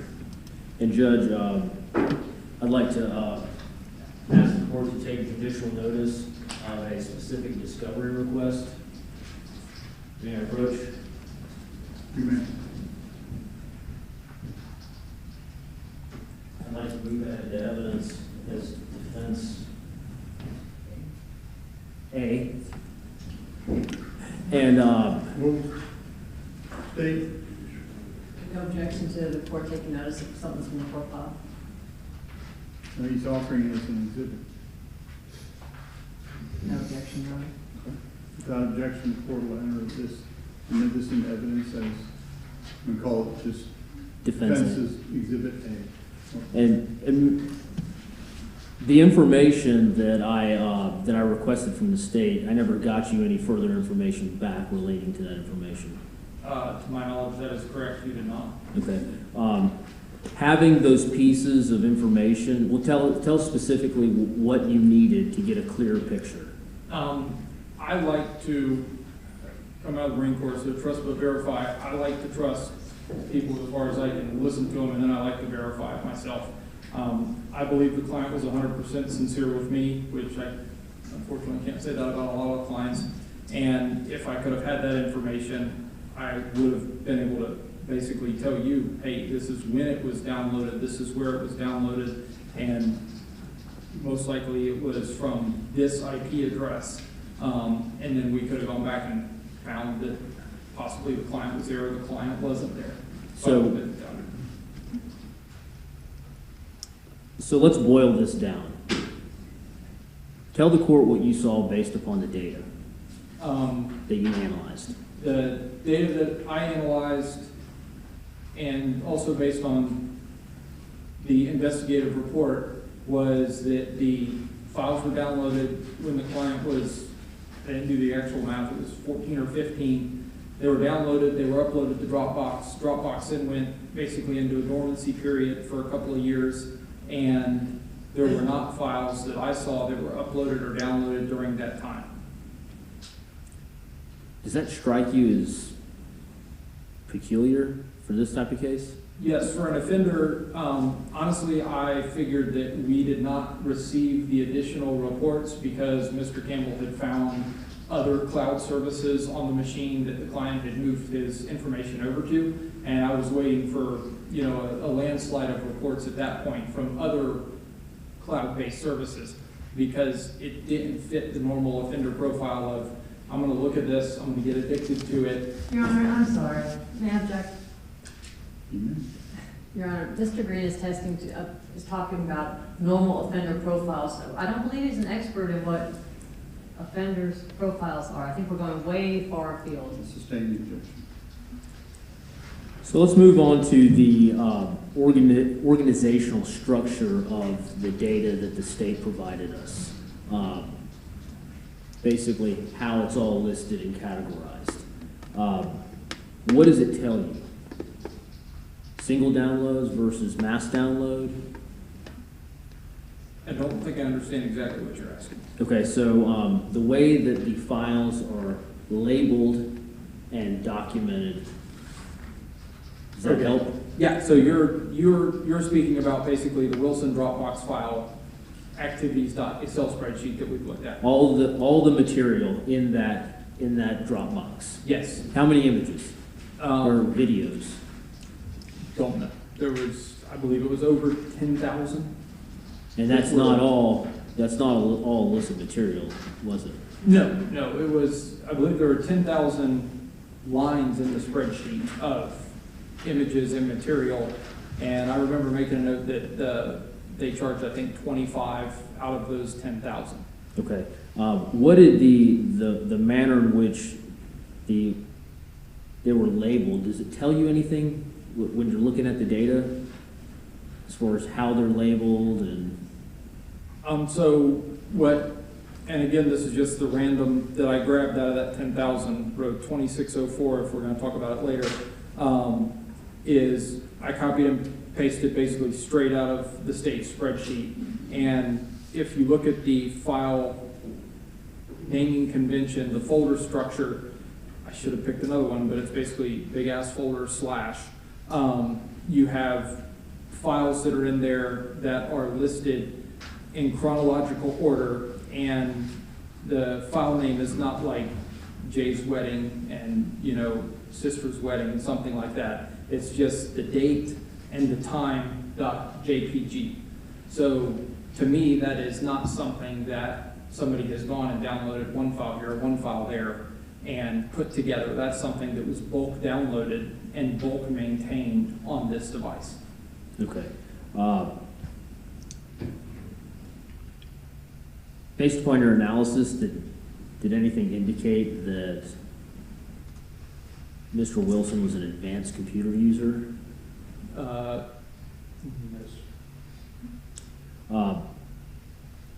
Now, interestingly, in this case, we were here for sentencing, and the state moved to recuse Judge Brown. You recall that? Yes, sir, I did. And then we did a deposition.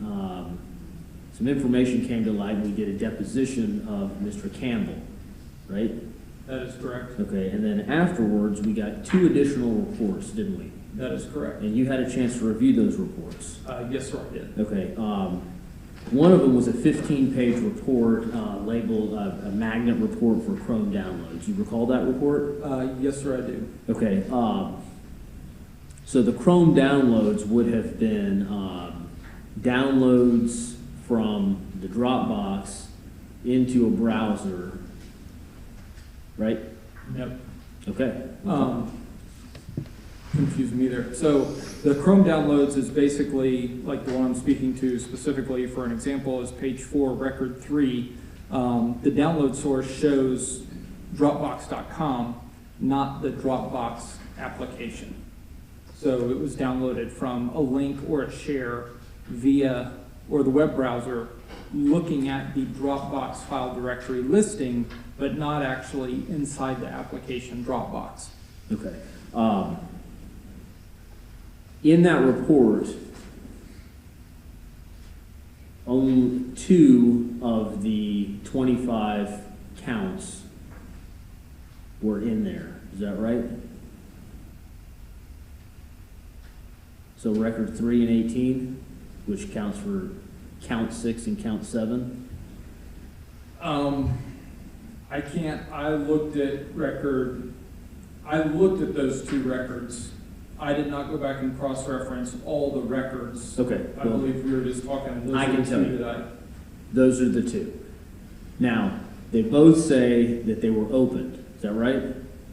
Yes. Okay.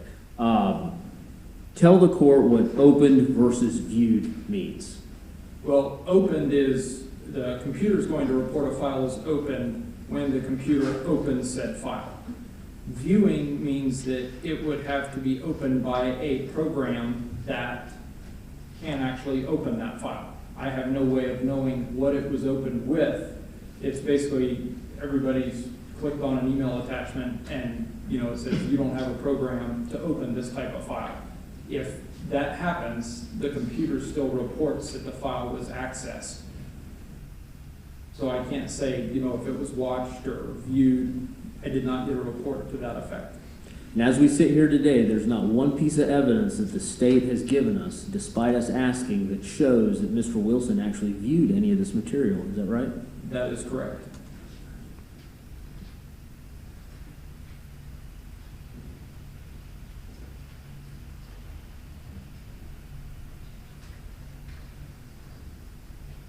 Do you think that if the state had given us the pieces of information in that specific discovery report, you would have been able to paint a broader picture for this court as to what actually happened relating to Mr. Wilson? It's possible, but I couldn't testify to that without actually having the information. I don't have any other questions.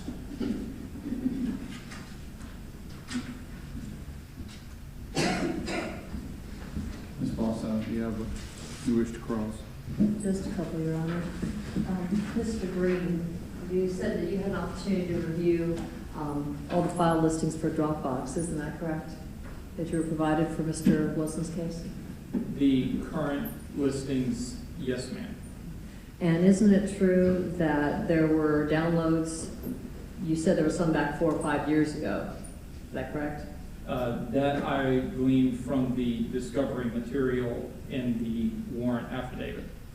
And then there were downloads in March of 2019 and April of 2019?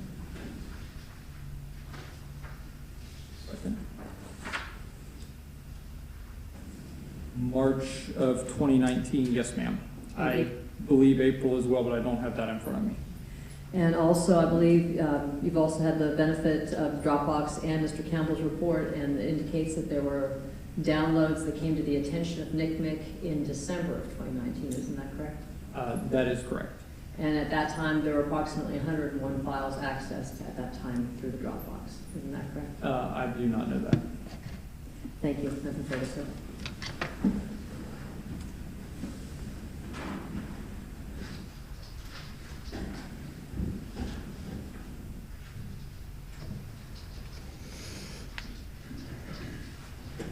No recalls, or rather no redirect.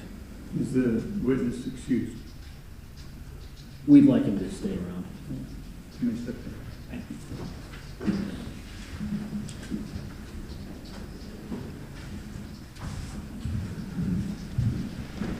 Next witness. Bruce Belzer, please.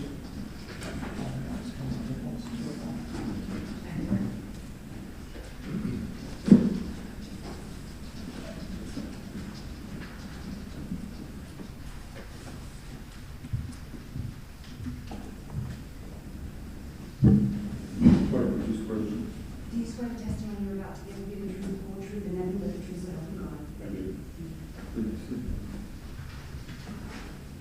Good afternoon. Good afternoon. State your full name, please, sir. Bruce Lewis Belzer.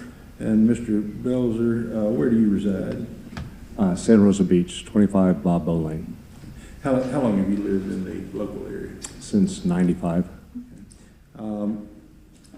And where are you employed, sir? I'm self-employed. I'm the owner of Dockside Water Sports. Okay. And what is your relationship to Mike Wilson? Mike, I hired Mike in, I believe it was August of 2018. He's an employee and has been an employee since. And you drafted a letter that has been provided to the court, so I don't want to go through the whole letter because I know he's already read it. But could you just describe Mike for the court briefly? I'd like to welcome the opportunity. Mike has distinguished himself. Like I said, I've been in business at Dockside Water Sports since 2006. So I'm exposed to a lot of young individuals, and Mike is exceptional. I've noticed that through the years he's been employed at Dockside, he's very hardworking, he's very mature, and he's capable of customer service, customer relations well beyond his years. Since you originally hired Mike to today, how many years you say that's been? It's 2018, so yeah. Has he matured since you first met him? Oh, definitely, yeah. When you first met him, more of a boy? He definitely was. Okay. And today you describe him as a young man? Yeah, an outstanding young man.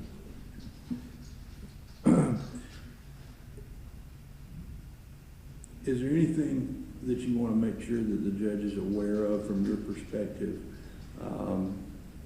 about Mike prior to the court passing sentence? I would. Mike, like I said, is an exceptional person, and he has matured a lot. Over the years, we've given him more responsibility. He's become an assistant manager. He now captains one of our boats, which is a lot of responsibility because he is in charge of the boat, but he's also responsible for the safety of the passengers and so forth, the conduct of the passengers. Mike has been, through these years, remarkably mature in this. What I just found out, 2019, that he was in trouble, it never entered my mind that I wouldn't continue to employ Mike because of what I thought of Mike and how I know his morals are, I know his maturity, and at this point, I think it would be a travesty to do anything to stifle his life, his progression. Thank you, Mr. Belcher. I don't have any further questions. Ms. Boston. No questions, Mr. Belcher. Thank you, sir. Thank you, Ms. Step down. Abel Rodriguez.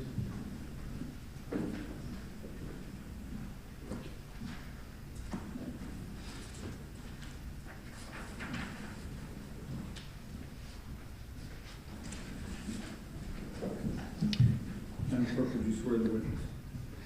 Do you swear the testimony you're about to give will be the truth, the whole truth, and nothing but the truth, so help you God? I do. Please be seated. Counsel. State your full name, please, sir. Abel Rodriguez. Hey, and Mr. Rodriguez, where do you currently reside? 6281 Equine Drive, Crestview, Florida. And how long have you been a resident of the local area? I've been in the local area since 2010. Okay. And are you employed currently, sir? I have been. What do you do? I am a regional engagement and culture instructor for the Southern Special Forces Group. What is your relationship with Mike Wilson?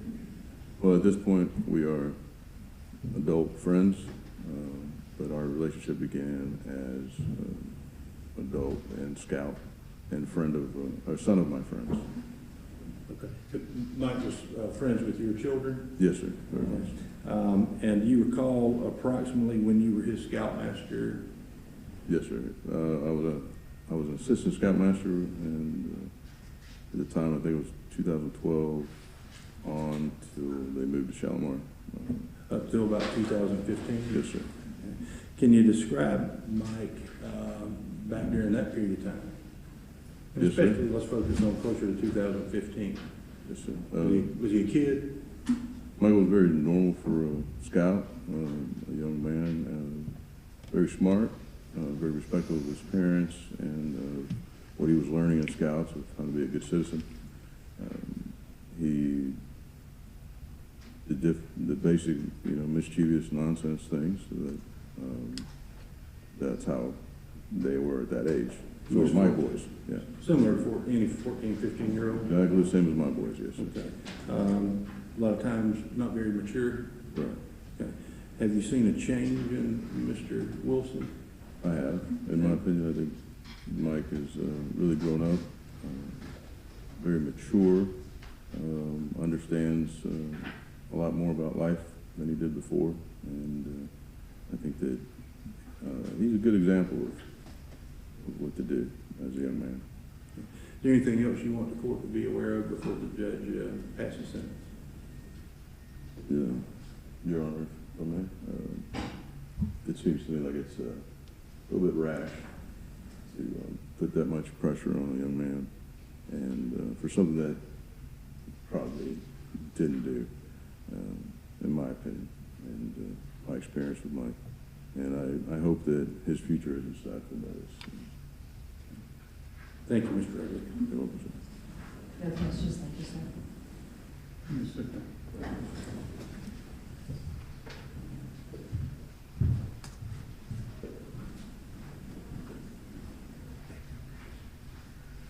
Christina Iannucci, Your Honor.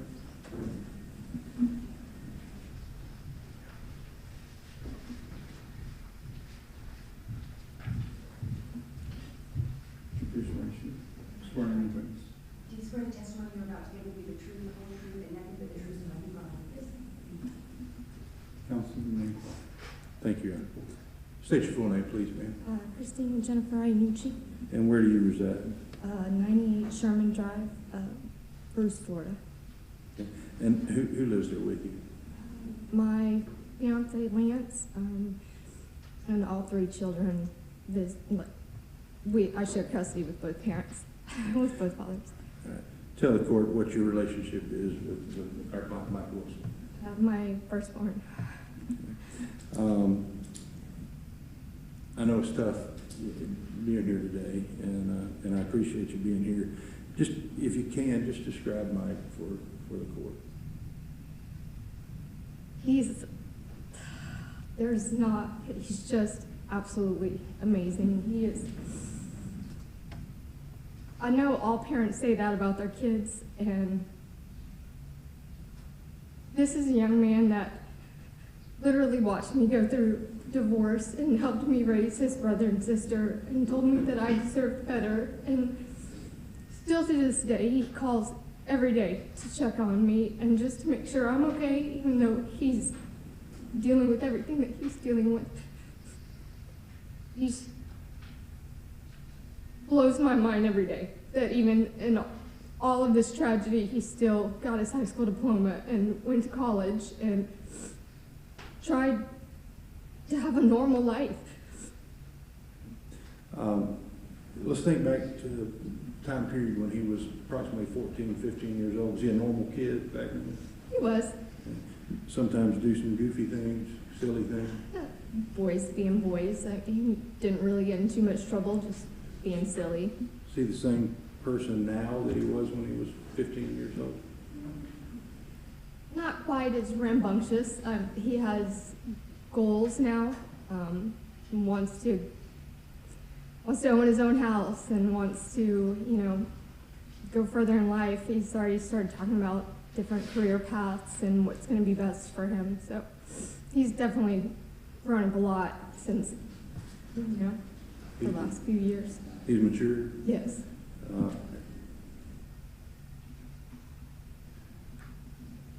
Is there anything else you want the judge to be aware of prior to sentencing him?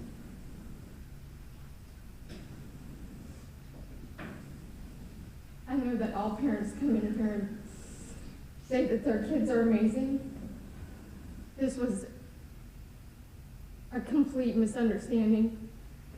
We all have done stupid things in our teenage years and thought that we could hide them from our parents and get rid of things, and I just please beg of you to just keep that in mind, because I really do not want his future destroyed over this. Thank you. I don't have any further questions.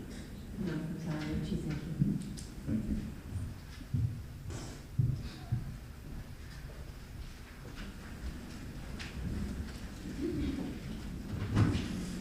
Lawrence Wilson, Your Honor.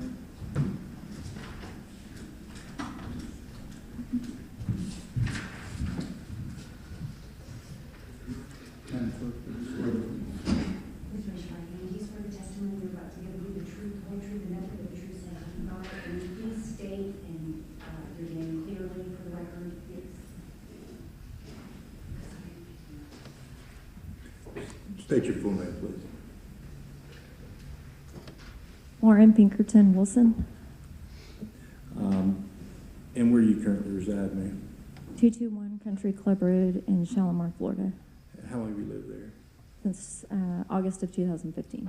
And who lives there with you? My husband Michael, and then our twins Drew and Annalie, both 6. Are you currently employed? Yes. Where do you work? Dockside, water sports. And tell the court what your relationship is to, and we call it Mikey, your son, stepson? Yes, Okay. Mikey is my stepson. Okay. How long have you been in his life? Since April of 2005. Now, I know you drafted a letter to the court, and as we mentioned earlier, we're not going to go through the whole thing because the judge has read it. But could you just give a brief description of Mikey for the court and how he's changed between the time he was approximately 14 or 15 and today? Yes, so when I met Mikey, he was 3. When he was little, he reminds me very much of his brother and sister, Drew.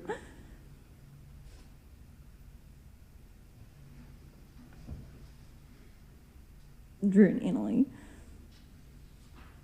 He loved Legos and books. He remembered the most tiny details out of movies that you would have to go rewind twice just to find it.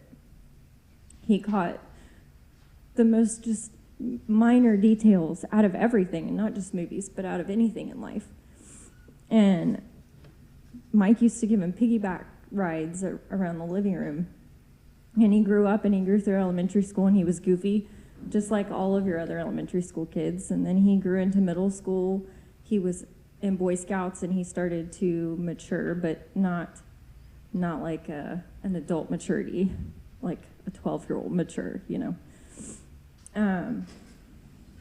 He was goofy. He liked to mess around with his friends and, you know, do silly things. He had really funny sayings. I called them Mikeyisms because if you didn't know Mikey, you just wouldn't understand what he was saying. Versus now, he's wonderful. He is mature beyond his years. He is thoughtful. He is humble. He understands respect to your elders. He puts thought into the things that he does. He doesn't just do things on a whim. He doesn't just make rash decisions. It's not who he is. It's not a part of who he is.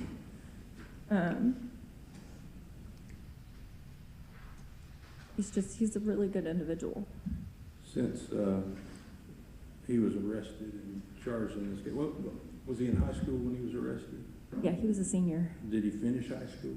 He did. And what's he doing since then as far as education?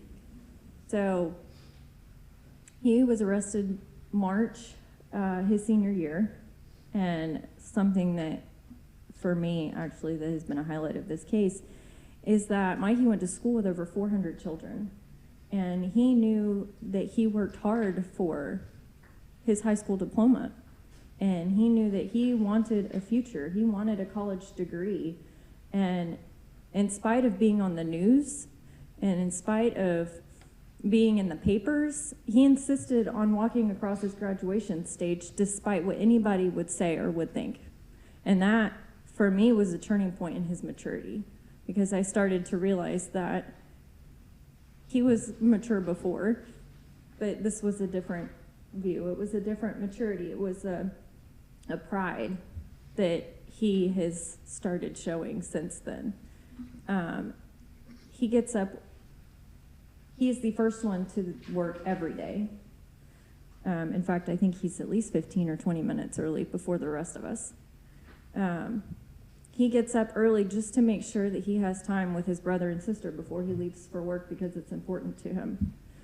He gets up and he watches cartoons or whatever it is that they're watching, or if they get up and we're all running around like crazy, he'll make their breakfast or whatever they need, and then he goes to work, and the people in our job respect him, our customers respect him.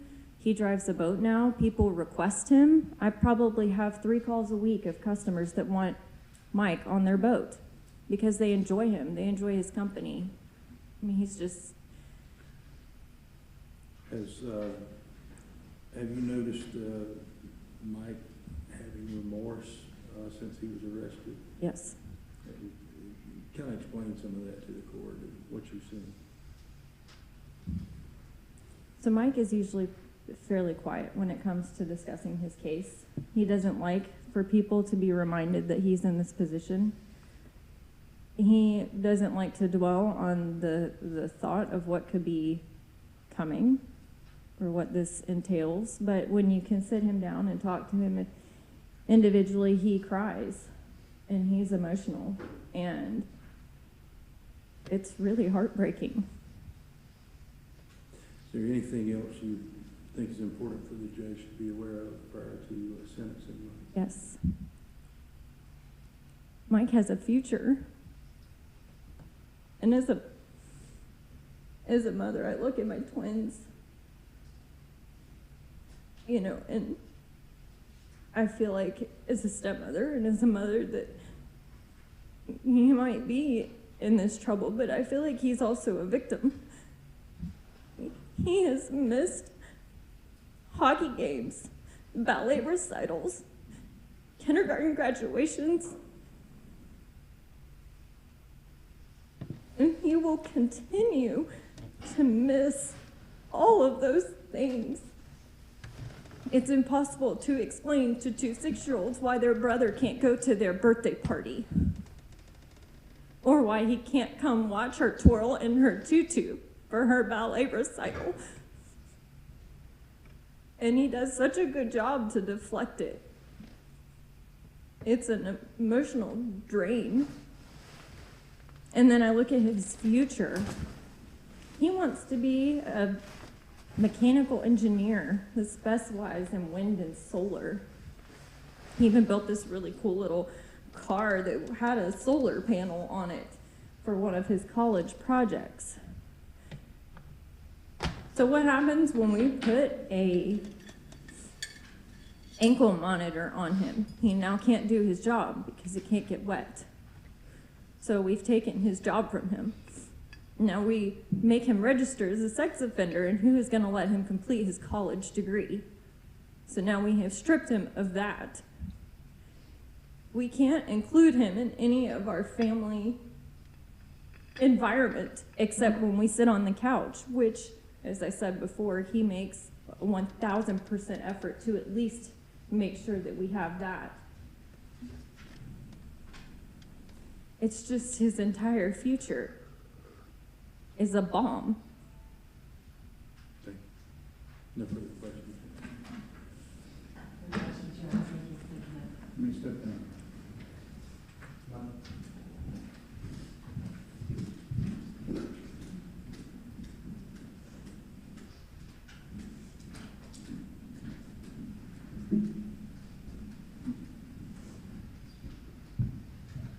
Madam Clerk, would you swear in the witness? Do you swear the testimony you're about to give will be the truth, the whole truth, and nothing but the truth, so help you God?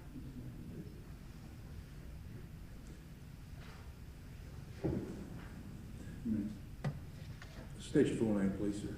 Michael Christopher Wilson. And Mr. Wilson, where do you live? Club Road, Shalimar. With your wife Lauren and the twins and Mikey? Yes, sir. All right. You've seen how this has gone so far. Tell the court what your relationship is with Mikey. My son. And I know you drafted a letter for the court as well. Tell the court, just briefly in your own words about Mike. Mike's a fine young man. I've spent as much time with him as anyone out there. From young to old, he's Cub Scouts together, Boy Scouts as leader, and works for me now. He's grown a lot. He was goofy like every other kid. Clear up through 14, 15. I probably wanted to knock him in the head quite frequently. But since all this has taken place, he's grown, matured, become a young man that, frankly, I can't deal with out at work. And you started to allude to the changes he's made since he was, say, 15 or so. Just go through some of that with the court, if you would. Yeah, I mean, he was young like every other kid, and doing dumb stuff. And I think the mental capacity for kids that young to know what's right or wrong, don't realize exactly what he's doing. But to this point, he's matured in the fact of taking responsibility for his actions and understanding what that means. What about remorse? Have you seen remorse in Mike? Definitely remorseful towards not only us and his family and himself, everybody that's been put through it, but he was not necessarily understanding that there were any kind of victim in this type of issue, and he does now, and he's definitely very sorry. As Lauren stated before, we have long talks in the evening sometimes, and he cries about it. He was comforted. Anything else you think is important for the judge to be aware of?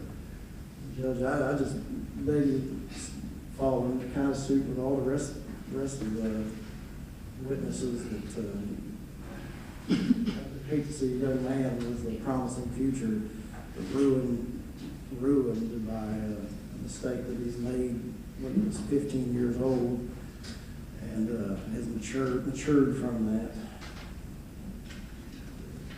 Thank you. Thank you. I think for Mr. Wilson, Your Honor, thank you. Thank you, sir. Thank you, Mr. Evans. Here.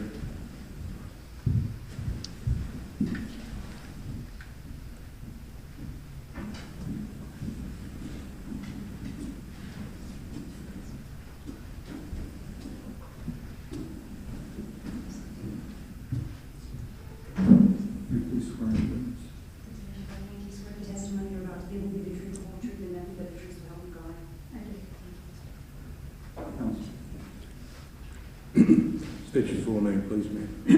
I'm Carolyn Pace Pinkerton And where do you reside, ma'am? at 34 Paradise Point Road in Shalimar. Approximately how long have you lived there? 45 years in the neighborhood. What's your relationship to Mikey Wilson? I am his step-grandmother. My daughter, Lauren, is his stepmother. How long has he been in your life? I first met Mikey, And 4-year-old Mikey. And let me say this, you drafted a longer letter to the court, is that right? I did, and I have kind of condensed much of it. Go ahead. And added some Go ahead and read comments. from the letter and tell the court what you'd like. I first met 4-year-old Mikey in 2005 when Lauren began dating his father, Mike. Mike and Mikey were always welcome at our home and family gatherings, and we spent time together cooking out, voting at holiday celebrations. In later years, we vacationed together, usually to my home out west, and we spent many long days doing wildlife, exploring Yellowstone, hiking, and horseback riding. We spent a lot of time together. And I would say that he and I have developed a warm, friendly relationship. Since, well, go ahead. Would you like you want Yeah, to go just ahead. keep going? I would. Mikey has always been an all-around good kid. easygoing, good-natured, and soft-spoken. He is polite and respectful and has a good, fun sense of humor. I have never known him to intentionally harm another person, a pet, or property. Mikey loves his family and friends. He adores his 6-year-old siblings, twins Annalie and Drew, and they adore their big brother. He is patient and gentle with them, and he has been a strong and positive influence. I once heard the noted psychologist John Roseman say something that has stuck with me. And what he said was that good manners are a reliable indicator of good character. I believe that's true, and I believe it applies to Mikey. I was shocked to learn of his arrest and the nature of the charges against him. They are out of character for the person I have known for almost 18 years. I have wondered many times how a great kid could land in the grave trouble he is in. But at 15, Mikey was closer to being a child than a man. He was naive, unsophisticated, a little goofy. And I don't believe he understood how dangerous the internet is. He ended up in dark, dark territory. I'm certain he had no intention of discovery. Mikey has had a lifetime of good behavior, kindness, and helpfulness. In the 3 years since his arrest, he has followed diligently the restrictions placed on his activities, without complaining, but with sadness at missing out on so much of his little brothers and sisters' lives. In these 3 years, I have watched him grow up and mature. He's hardworking, responsible, and a very capable young man. I know he has the potential for a bright and successful future. I'm proud of Mikey. Without hesitation, I trust him with everything I have and with everyone I love. Thank you. No further questions.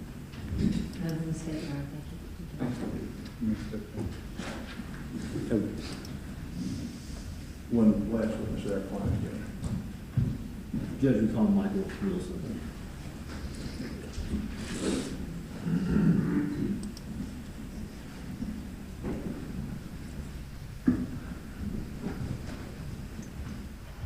Madam Clerk, would you swear the witness?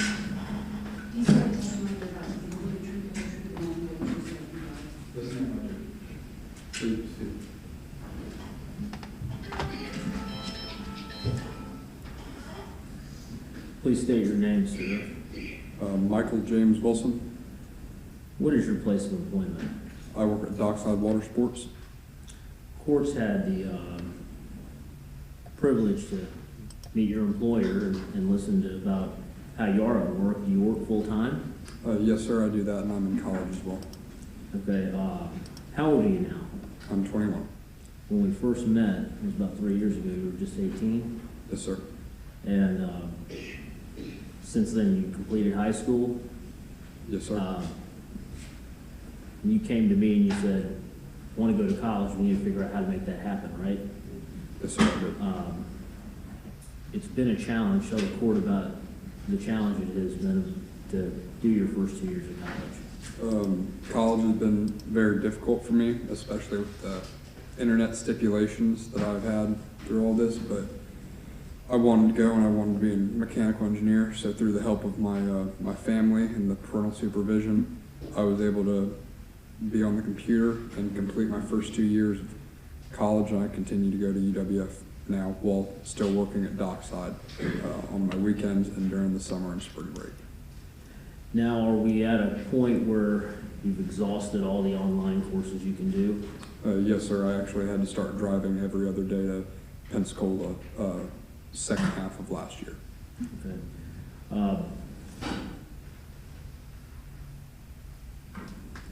Well, just tell us how we got here. Well, in short, when I was 15 years old, I was as everyone has said today, a dumb kid doing dumb things on the internet I shouldn't have been. I was on Instagram sending explicit material and receiving it from other people that I met on there. And a Dropbox was sent to my direct messages. When you say you're sending explicit material, is that illegal material or adult? All adult. When I received Dropbox, I downloaded to my own because it required me to create one to open it. I may have missed the question. So someone sent you something? Yes, sir. Someone sent me a Dropbox link on Instagram's direct messages. Okay, so you press the link and then what happens? It prompted me to create a Dropbox, and I did that, and it downloaded that link into my own personal Dropbox.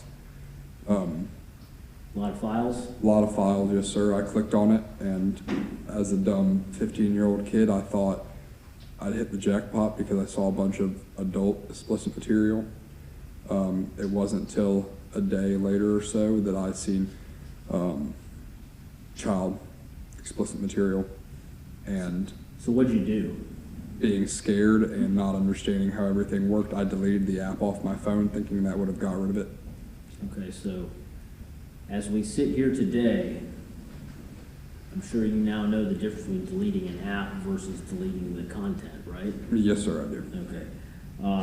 So you deleted the app, and then what happens? You just go about your life?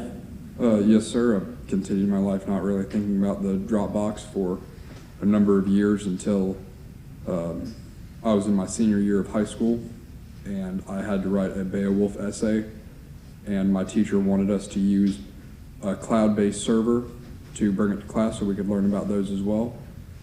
And I went to try and create a new Dropbox, but having the same email that I had when I was 15, it logged me back into my original Dropbox, and that file was still sitting there. Okay, so at this point, did you do the Beowulf project? Yes, sir. I completed my Beowulf project, uploaded it to Dropbox, and took it to class, assuming that if I didn't click on that file, it would cause me no future issues. So, I mean, you tell the court, is it a case of it's been there for years, nothing's happened, so if I just don't touch it and do my Beowulf project, then I'll be done and it'll be okay? Is that what you're telling us? Yes, sir. That was the idea that went through my mind. Didn't happen, did it? No, sir. Okay, so what, a couple months later, law enforcement shows up at your door, right? Yes, sir. Quite a few of them. Okay. The Beowulf project was around November of 2019, is that right? As far as I remember, yes, sir. Okay. So then law enforcement shows up on 2020.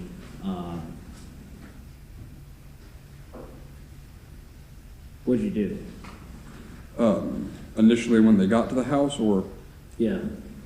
I was asleep upstairs when I was called downstairs and taken out on the front porch. Me and my father were put in handcuffs, and 2 more vans rolled up and raided the house and went through everything until I was pulled out on the back porch to have a conversation with 2 of the agents. And I wanted to be completely straightforward after they'd read the search warrant and what they were searching for. I told them everything they needed to know, that I got a file when I was 15, and there had been child porn in it, and I forgot that it was there, and I thought it had been left alone after I deleted the app until I logged back into Dropbox in 2018, but I did not understand why any of this was happening now.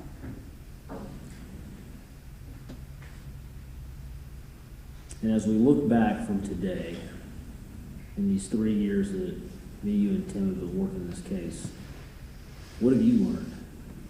I've learned a lot. I've come from being an immature kid that thought deleting an app off my phone would clear me of all my problems, and that there was no victims or any pain that would come out of this situation, but I've learned that I was wrong. Not only have I hurt my own future and my family's, there are victims that are behind the pictures that were on that Dropbox, and I never meant to be a part of any of that. I'm sorry to them. I'm sorry to anything that was involved in all that. I never meant to be a part of any of this. If I could go back today, change the way things were handled, I wish I could have. I've learned so much that has matured me into a different kind of person than I was when all this started. So it boils down to this. We've had a lot of meetings about how today, what we're asking the court to do legally, right? Yes, sir. And then we explained to you what we're asking the court to do. So I want you to ask the court why Judge Ketchel should give you a chance.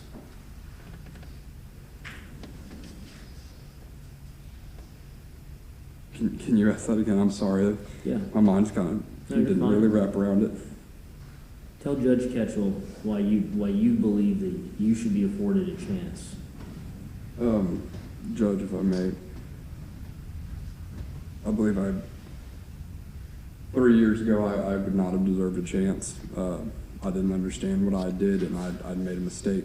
I believe there's a penance that comes with that, but I have learned a lot over this time, and I've learned what I've done wrong and the people I've done wrong by, and I'm sorry to them, and I just hope that it doesn't affect my future, and that I can come out of this and try and be a better man because of what I've learned here today. And do you want to? Yes, sir. With this becomes sex offender registration. That's whether Judge Ketchel can control it or not. You will be a registered sex offender. If Judge Ketchel gives you, you understand that, right? I do. It's frustrating, isn't it? Yes, sir. It is.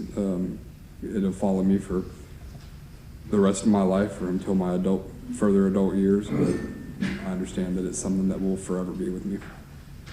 And if Judge Ketchel gives you probation, we talked about it's going to be sex offender probation. With that, it's going to come some treatment. Are you willing to do the hard work with the treatment? Yes, sir. I'm willing to do whatever it takes. And you haven't worn an ankle monitor in these last 3 years, have you? No, sir. And there's never been any issues with pretrial services or anything like that, has there been? No, sir. As far as I know, I've been perfect through their eyes. No further questions. And Mr. Wilson, Your Honor.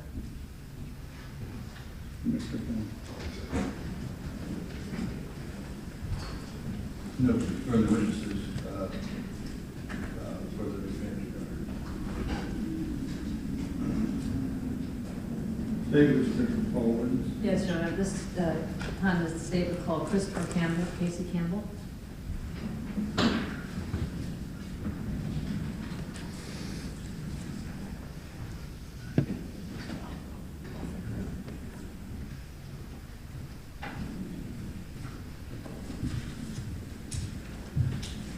Please swear in. Do you swear the testimony you're about to give to be the truth, whole truth, and nothing but the truth, so help you God? I swear. Please be seated, counsel. Good afternoon, Mr. Campbell. Would you please state your full name for the record? Casey Christopher Campbell, And sir, by whom are you employed? the Okaloosa County Sheriff's Office. How long have you been with the Okaloosa County Sheriff's Office? I'm coming up on my 15-year anniversary. And sir, what is your job title? What does that actually entail, sir? It is my responsibility to collect, preserve, and analyze any digital evidence collected by the Sheriff's Office. And do you have any specialized training for that job? Yes, I have well over 400 hours of training, and I have a federal certification as a seized computer evidence recovery specialist. And as part of those duties then, do you also analyze, do forensic exams of the devices that are seized? Yes, I do. And do you have certifications for that? Yes, I do. Did you perform the forensics in the Wilson case that we are here for today? Yes, I did. Could you please tell me how you first got involved in that case? I became aware of this investigation through the case agent, Investigator Gerard, and after we completed a search warrant, which I was present for, and I assisted in the collection and on-scene forensics at the Wilson residence. The items collected from the home were taken to my office, where they were packaged and entered into our evidence section. These items were then checked out and chain of custody to me, and these items were analyzed through our forensic methods. And you're familiar with the nature of the charges in this case, aren't you? Yes, I am. Possession of child pornography? Yes, ma'am. So I know there were probably numerous devices seized, but tell me just briefly which items of significance were seized. There's 3 items that we really focused on, one being the cell phone that was identified as belonging to the defendant, Mr. Michael Wilson. Also, there was an all-in-one HP computer, desktop computer, and also of note was a thumb drive, SanDisk Cruiser thumb drive that was found. And where was that found? The thumb drive was actually found in the area of the house that was identified as Michael Objection, Wilson. Judge. May we approach?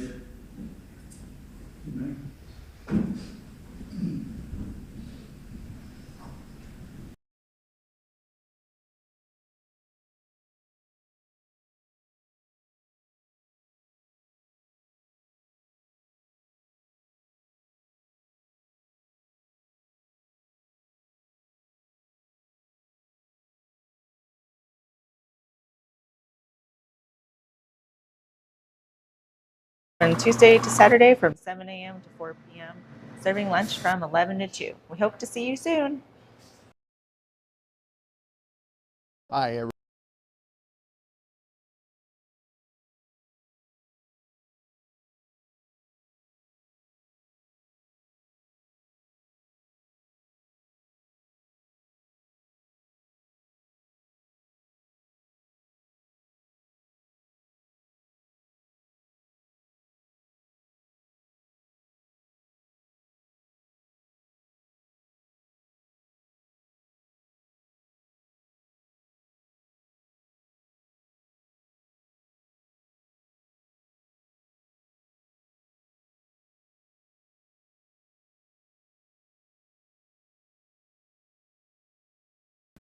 Campbell, I believe you were telling us about a USB that had been found. If you could please tell us a little bit more about that. Yes, it was found in a AC unit cabinet that was in the upstairs, I want to say lounge area.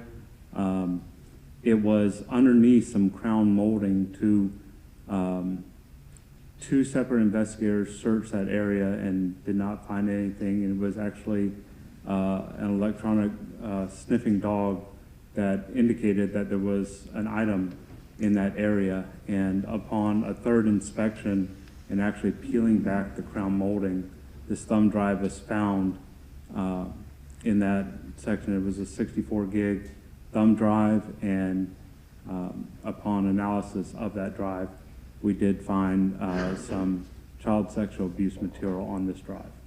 And you said you did participate in the execution of the search warrant. Is it your understanding that that particular area of the house was primarily accessible to the defendant? Yes, it was. Now, I'd like you to talk to us a little bit more about some of the other evidence that was found to support the charges for which Mr. Wilson is here for.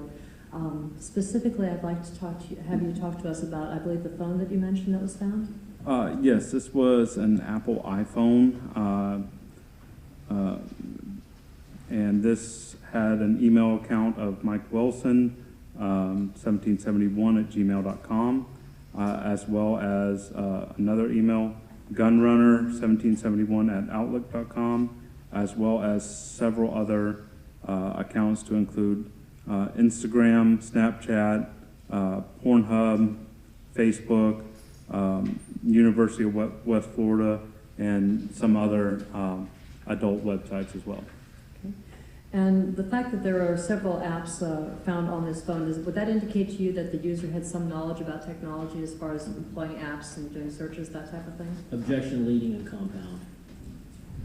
All sustains the leading and compound. Rephrase the question. Mr. Campbell, what does what if any significance is there to you of the types and number of apps that were found? The only thing that I noticed that is the different account names that were used for very different apps. For example, the email accounts that were used included the guitarman13.mw@gmail.com. That was provided to me by the case agent as the email that was used on the Dropbox account that was reported in this case. Some of the other accounts, like the Mike Wilson 1771 or Mikey Wilson 17 at the iCloud, which is another cloud-based service, those were normal. But when I see a Mike Wilson 17 Instagram account, but then I see two other Instagram accounts with a hard_dick_143 and a young_daddy_18 Instagram account. So I saw accounts that appear to be normal and neutral in nature, and then account names that had a more explicit value to them. And did you find any kind of a Dropbox account on there? Regarding Dropbox on the iPhone, the Dropbox application was not on this device. It was not installed. It was not an active application. However, a keyword search for Dropbox on this download indicated entries for data usage for the Dropbox application.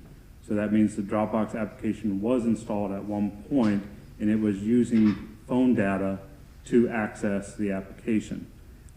These dates for that was December 10th, 2019, and March 11th of 2020. I also found what's called an encrypted keychain passcode for Dropbox.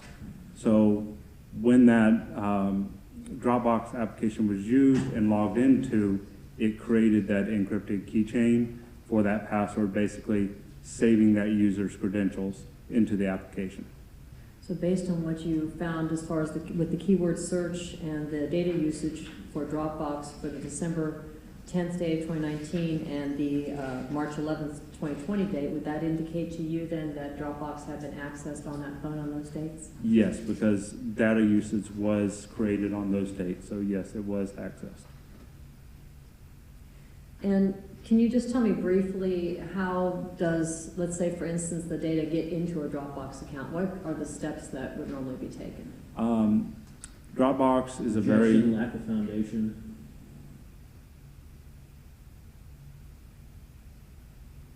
He testified that he was an expert in data analysis.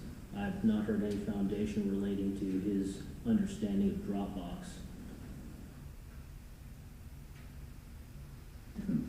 Also saying that you can lay a foundation. Mr. Campbell, and in your role as a forensic analyst and data processing, are you familiar with how Dropbox works? Yes, I have a pretty good understanding of how it works. Is that something that you would routinely work with the Dropbox accounts and analyze how they work as part of your duties? We have had several dozen cases involving Dropbox, and which required me to look at it, analyze the results of it, view Dropbox search warrant returns, and see how data is stored, collected, transferred to and from the Dropbox application. Your Honor, I'd like to ask Mr. Campbell at this point how his understanding is of how the Dropbox works. Continue. Thank you.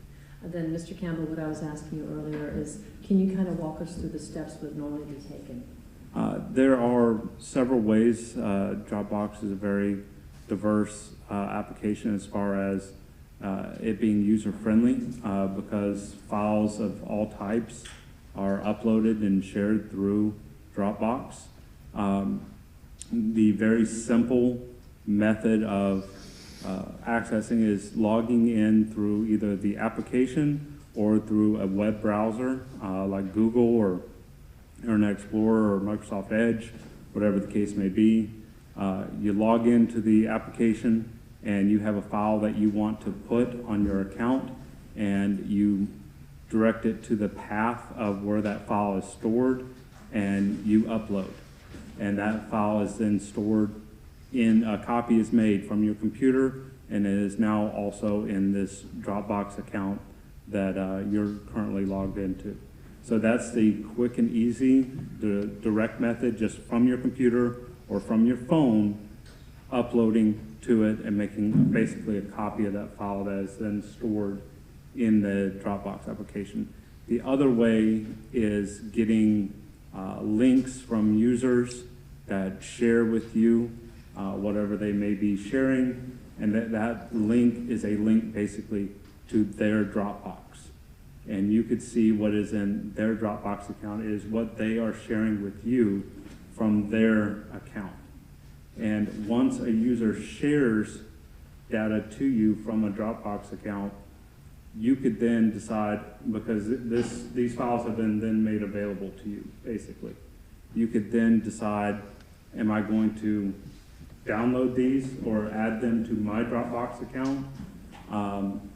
It is not automatically added to your account when you view a link that is shared with you. You are viewing that. You have to take another action in order to add it to your account.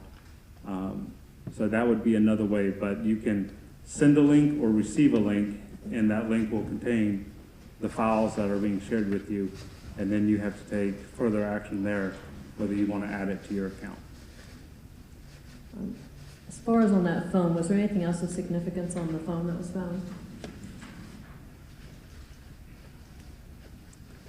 The only other thing of significance, as I mentioned, was, let's see, we had the email account that was on the search warrant return from Investigator Gerard, and that was about, I think that was about it that was found on the cell phone. And that was the same one that was linked to the Dropbox? Yes. Then you also mentioned that there was a HP all-in-one desktop that was found. Did you have an opportunity to analyze that device? Yes, I did. Okay, and were you able to determine whether or not Mr. Wilson would have been one of the users of that device? Yes, Michael Wilson was had an account on the device, which had a login date. It said last login date of 4/7 of 2020, and that was at 5:30 a.m. And a password is required to log into this account. And was there Dropbox, since that's what we're talking about in this case, was there a Dropbox account found on that laptop, on the desktop? Desktop, yes. The Dropbox account for the guitarman13.mw@gmail.com was found on this device, and it had a Dropbox user ID, and the application data had over 10,000 files in it. And of those 10,000 files, did you have an opportunity to review those and determine whether or not any were pertinent or of interest to this case? Yes, I did. And approximately how many of those, okay, what did you find that was pertinent? How's that? This location had numerous pictures and videos of juveniles, and some of it included suspected child sex abuse material. And when you say suspected, why is it that you say suspected? Well, I'm not a sworn law enforcement officer, so it requires, state of Florida requires a sworn law enforcement officer to determine whether the image or video actually depicts a juvenile that is actively engaged in a sexual act. And so I cannot make that determination on my own. I can only pass that to the case agent for them to make that ultimate determination. So to be clear, you identify images or videos that you believe meet that criteria, but then the ultimate determination then has to be made by the sworn law enforcement officer. That is correct.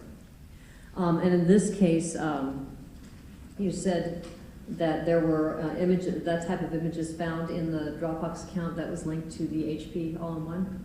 Yes. Okay. Tell me a little bit more about what types of downloads that were done. Like, was it all done on one date, or what did the Dropbox data indicate to you?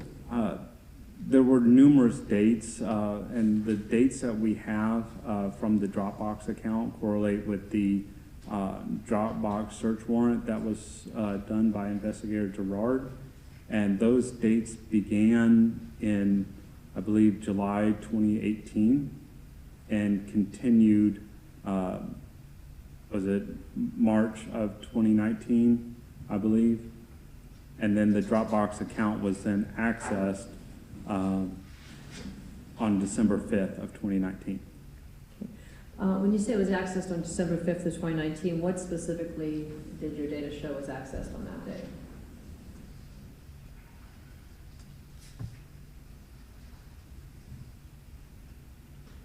For that date, the Google Chrome downloads for the Dropbox web history in this case showed two specific downloads that were direct using the Google Chrome browser from Dropbox, and these two file names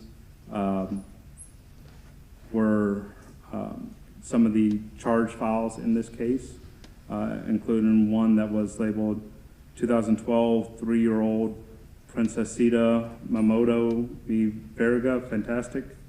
And these were saved to the Michael Wilson downloads folder on this computer. This file and the other file, which is a little bit harder to pronounce, they both contain suspected child sexual abuse material. On the same date, the login, of course, to Chrome for Dropbox.com, as well as the Dropbox.exe application was found. And even the Microsoft Edge browser also had a connection to Dropbox.com, and that was at 7:57 p.m. on the same date of December 5th, 2019. That then led into the research essay on Beowulf that was previously mentioned. That happened for Mike Wilson for a Miss McCarthy, an English teacher. And then on that same date, at the same time frame of that, were the 101 files that were accessed on this computer. I had a screenshot of some of those files that were accessed, but they include file names like Laura, 13 years old, kids, baby, blowing, CP, moms and sons, and various others. So in reviewing the file names from that day, would you say they were indicative of containing child pornography? Yes, ma'am, I would. What other indicia did you find in your analysis that the defendant would have known that there was child pornography on his computer? These were the link files, which most people know what a recent file history is. Computers store these as an artifact known as LNK files, link files. That's a way for a computer to kind of memorize files and folders and things that you've been to on the computer. It's a way for Microsoft to improve the user experience. They do this and they create these files. That way, next time you go to that file, it'll open up a little bit faster and thus improve the user experience, make you more likely to use Windows. So that is how a lot of times we see how that person was using that computer on any given date or time. What files were they accessing? What applications were they going to? Because a record is kept on each computer about what files were being accessed by the user. And in this case, these 101 files on this date were accessed and opened and viewed on this computer. And in your analysis, the user account was the defendant's account? Yes, it was. And did you find any other indicia that he would know that there was child pornography or that had been searching for child pornography on that computer?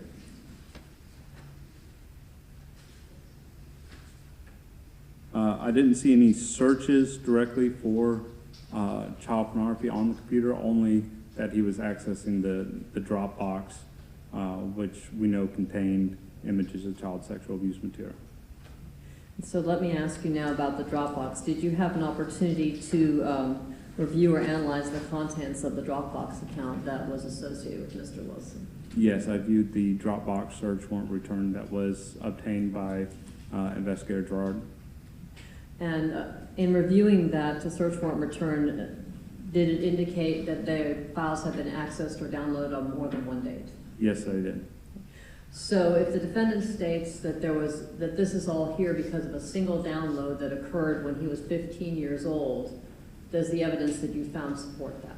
No, it does not. Why not, sir?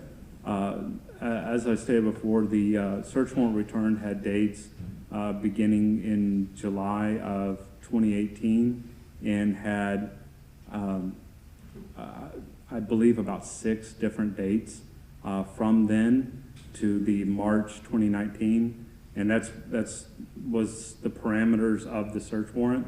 So I don't know about, I can't speak to before or after that date. When we executed the search warrant and I analyzed the computer, that's when I got the date for December 5th, 2019, and then that other date for, I believe it was the March 11th date, for other access times to the Dropbox account. So then based on the totality of the analysis that you did, both the Dropbox account and then the devices, if the defendant states that this was a single download and you deleted the app and then did not access Dropbox again until that December 5th date when he was working on the papers, that's supported by the evidence? Correct. It's not supported that he only accessed it that one time. So the evidence would support that he accessed it several times? Several times, yes, ma'am. And that the downloads occurred on several days? Yes, they did.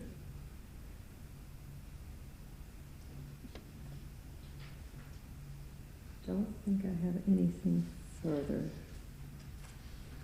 Thank you, sir. Yes, ma'am. Defense wish to cross? Yes, sir.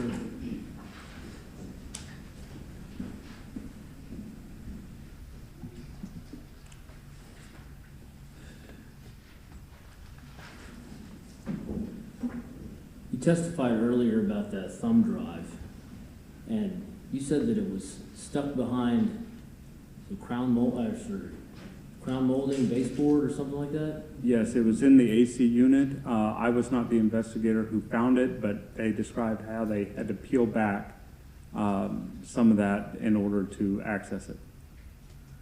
Okay. Tell the court the evidence that that you have that Mr. Wilson possessed that thumb drive. This thumb drive had a volume serial number, as all thumb drives do, and I checked every device that we searched to see if this was a connected device to any device found in the home. And I could not link it to any computer that we searched or analyzed in that. It was not a record that was found on that. And there was nothing on the thumb drive to specifically link it to Mr. Wilson. The only thing was where it was found in proximity to his bedroom in the upstairs area. That was the only thing that it's proximity to his bedroom in the area that he exclusively had access to. Well, how do you know he had exclusive access to that area? It's not his home, is it? And no, he was at the time an 18-year-old living at home with his family. Whose home was it? I believe it was Mr. Pinkerton, but I don't actually know. Okay. Do you know how long that had been there? No, sir, I do not. Okay. Any dates of access for the material that was on that thumb drive? I cannot remember the specific date timestamps of that. I could ballpark in the 2016, 2017. I may be off on that, but there's no, the date time access do not dynamically update. If you were to plug in that thumb drive and view those files on there, they would not update to show a new current record for the date timestamp showing that they were. So the files that are on there and the date timestamps that were on there, they pretty much exist in their own little time capsule. Okay. You stated earlier something about an encrypted keychain as it relates to a username and a password. Yes, sir. Right? Isn't that just a fancy way of saying that the device saved the username and password? Yes, for future login attempts, yes. Okay. You also, Ms. Bosso asked you a bunch of questions about Dropbox and how it works, right? Remember that? Yes, yeah, asked me about my understanding of how it works, yes. And you're admittedly not an expert in Dropbox. No, I do not profess to be an expert. I've only used it professionally during my career and came across Dropbox being used in other criminal cases that we've investigated. You don't even use it personally, do you? I have in the past, but I prefer not to. Okay. Now, I'll just ask you the question I asked you at the deposition back in November. Did Mr. Wilson go through the 37,000 images and download each one of them? Or was he just like a save-all? I cannot testify on the method that was used by Mr. Wilson because that is not something that I'm able to recover or see through my forensic tools. Okay. And then I asked the state to specifically provide me with some information. So I want to know that this year, on or after February 6, 2023, did Ms. Bosso ever discuss the existence of evidence as it relates to the defendant playing illicit material on a media player for any of the devices? I don't recall any conversations I had with Ms. Bosso about media being played on any application, not just media player, but any application regarding this case. So y'all never had that? I don't recall it if we did about media in this case. And in fact, up until recently, I thought Ms. Berrickman had this case. So I'm fairly sure I didn't have any conversations with Ms. Bosso about. What about Ms. Berrickman? Did she ask you about information in law enforcement's possession as it relates to proof that the defendant played illicit material on these devices you collected? I don't recall that being a conversation. Usually we rely on the link files, the recent file history, to show that the user was accessing files. We don't talk about the computer application that would be successful in opening those files. We just say that that file was accessed by the user. So that's what I'm getting at. It would certainly be easier for everyone if we knew he actually viewed this material, right? There can be what ifs, yes. I'm asking you don't think it's easier if we know that he actually went in Windows Media Player and played a CP video? I mean, it would be helpful, yes, if that was an artifact that was recoverable through our forensic tools. But did you try? Yes, but that is not an artifact that is recoverable by our forensic tools, unfortunately. So y'all just don't have the tools to grab it? Correct. Okay. Because I kept hearing a big difference. I kept hearing the term accessed. This file was accessed. This file was accessed. You've used the term a couple times, haven't you? Yes, I have. There's a difference between accessed and viewed. Isn't that right? They go hand in hand. If you open a file, if you double click, right click, and click open, you are accessing that file. Okay. That file is then opened on your computer for the user to view. You remember those old DUI videos Sheriff's Office had 10 years ago in the intox room? I have seen some of them, Okay. yes, sir. So when the state attorney's office sends that over to the defense and you open up that file to play the video, doesn't automatically play, does it? Unless you open it through the player. Some files do require a specific player to open that file, yes. And so, if I click on that file without using the player, will the computer say that it was accessed? Yes. Did I actually view it? No. I don't have any further questions. Nothing further, Mr. Campbell, thank you. You may step down, sir. Thank you, Judge Griffin. Ms. Paulson? Your Honor, the state has no further witnesses or evidence, we'll just have argument. Very good. And Judge, if we may, can we have a short recess to speak to our expert before presenting any rebuttal testimony? How long do you need? 5 minutes. 5 minutes. Thank you, Judge. Very good. All rise, please. Court is in recess for 5 minutes.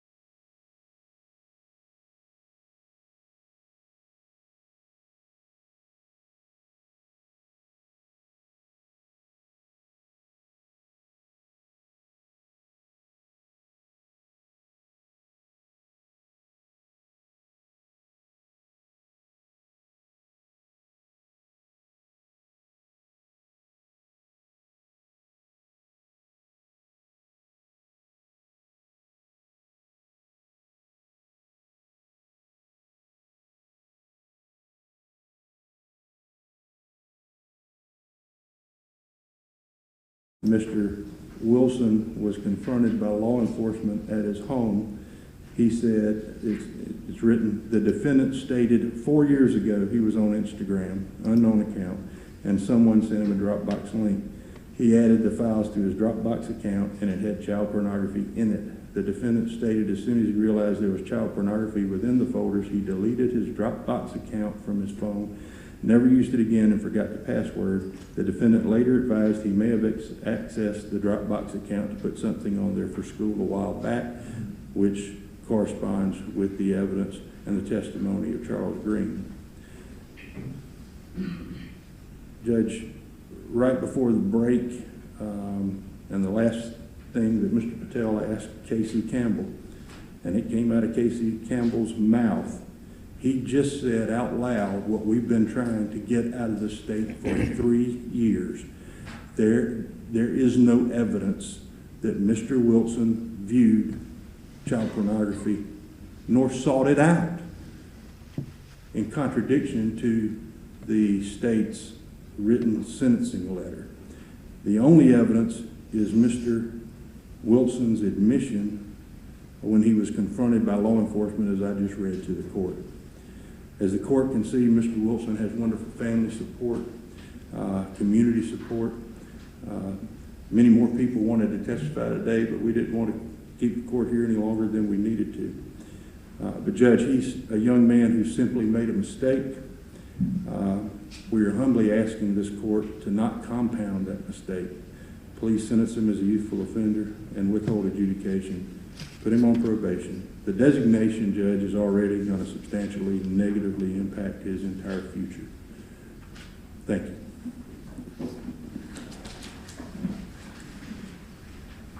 State.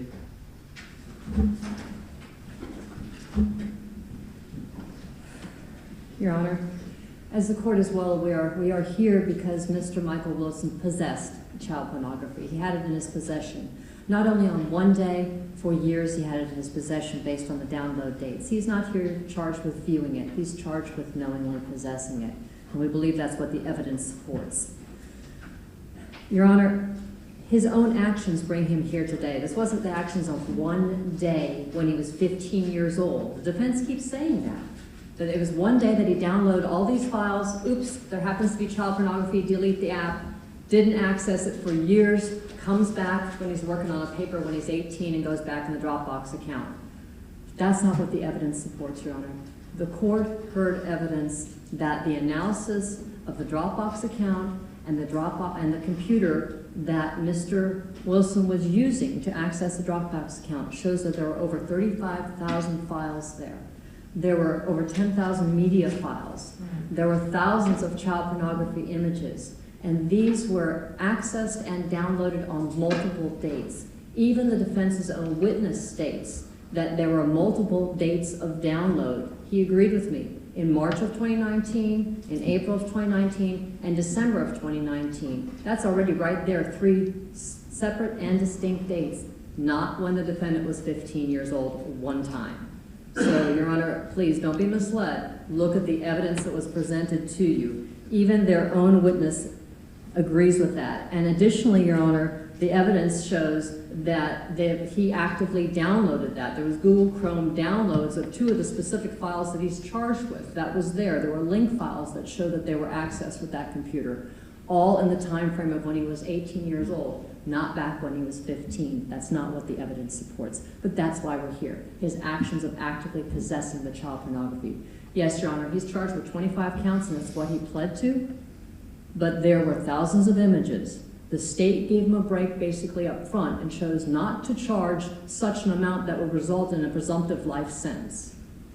But Your Honor, he does score to a minimum guideline of 97.2 months in the Department of Corrections with a maximum of 125 years. And we're asking the court to hold him accountable for his actions and sentence him to the minimum guideline with a follow-on of 10 years of sex offender probation along with the designation and all the statutory requirements that I did list, or Ms. Berrickman actually listed in the original sentencing letter. Your Honor, this came from a NCMEC tip where the Dropbox account was accessing and downloading files. If the court would look at the file descriptions that we provided, they're as young as 2 years old. This is not a matter of an age appropriate even. There's 2 years old. There's children being sexually abused, horribly abused by adults, by other children. There's even bestiality involved. This is not something that might be age appropriate or harmless. These are children that are being sexually abused, victims being created with every video that was made, with every access. The defendant was actually creating a market for more victimization of children. And the court well understands that this is not a victimless crime. I don't really need to go into that any further, but the defendant was actually, through his actions, really assisting and requesting the child abuse of more children. This was not a single download in one day, and please do not be misled by that. It's not a complete misunderstanding when he was 15 years old.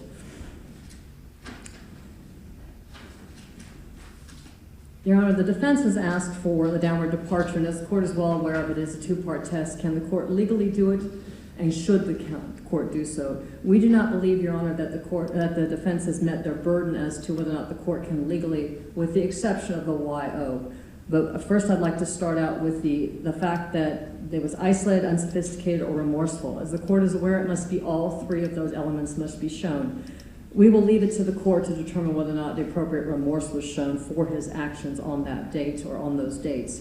But, Your Honor, we would argue that it was not isolated or unsophisticated. As Mr. Campbell testified, the downloads didn't just appear there. They don't just drop into the Dropbox account. It required him actively being involved in that. He was on the net, he was accepting links, he was downloading them to his computer. That was separate and distinct steps that were taken. That would indicate that it was not unsophisticated.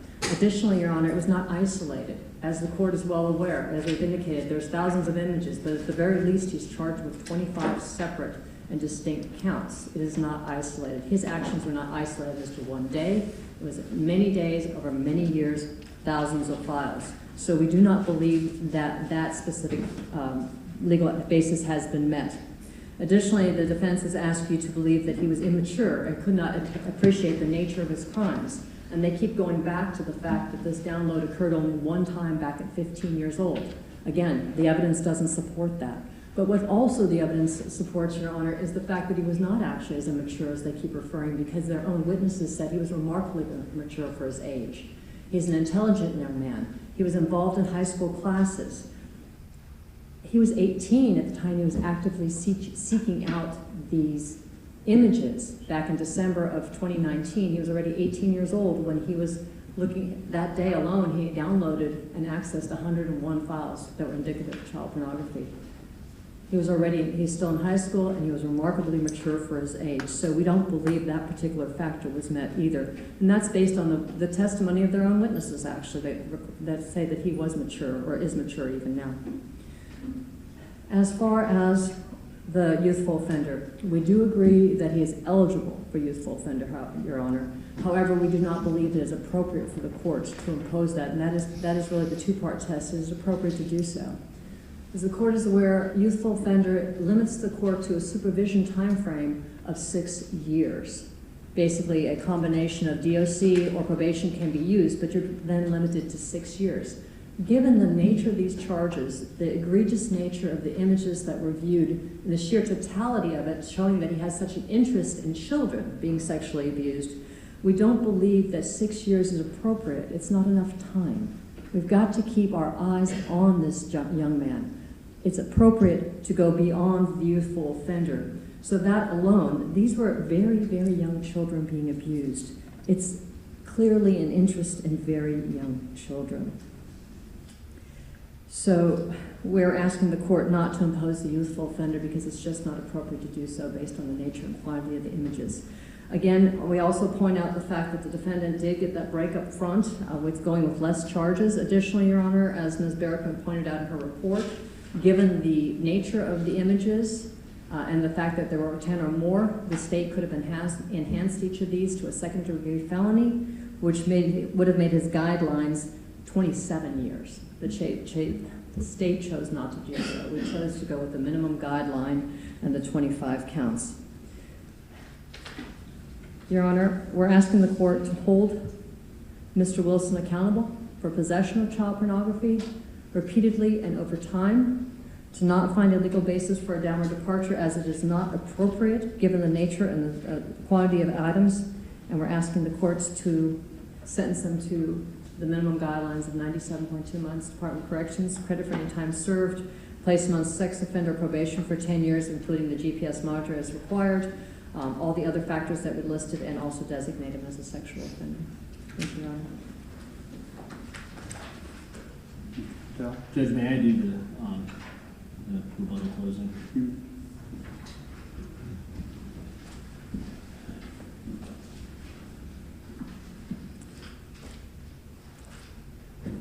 Judges, when we first met Mr. Wilson and got this case, this certainly presented a challenge dealing with the cloud. We hired Mr. Green in an effort to help us unpack what seemed to be like an absolutely strange situation, but frankly, I mean, I'm young, I've grown up with cell phones, albeit I got my first cell phone when I was 15, but now kids are getting cell phones at 7, 8, 9.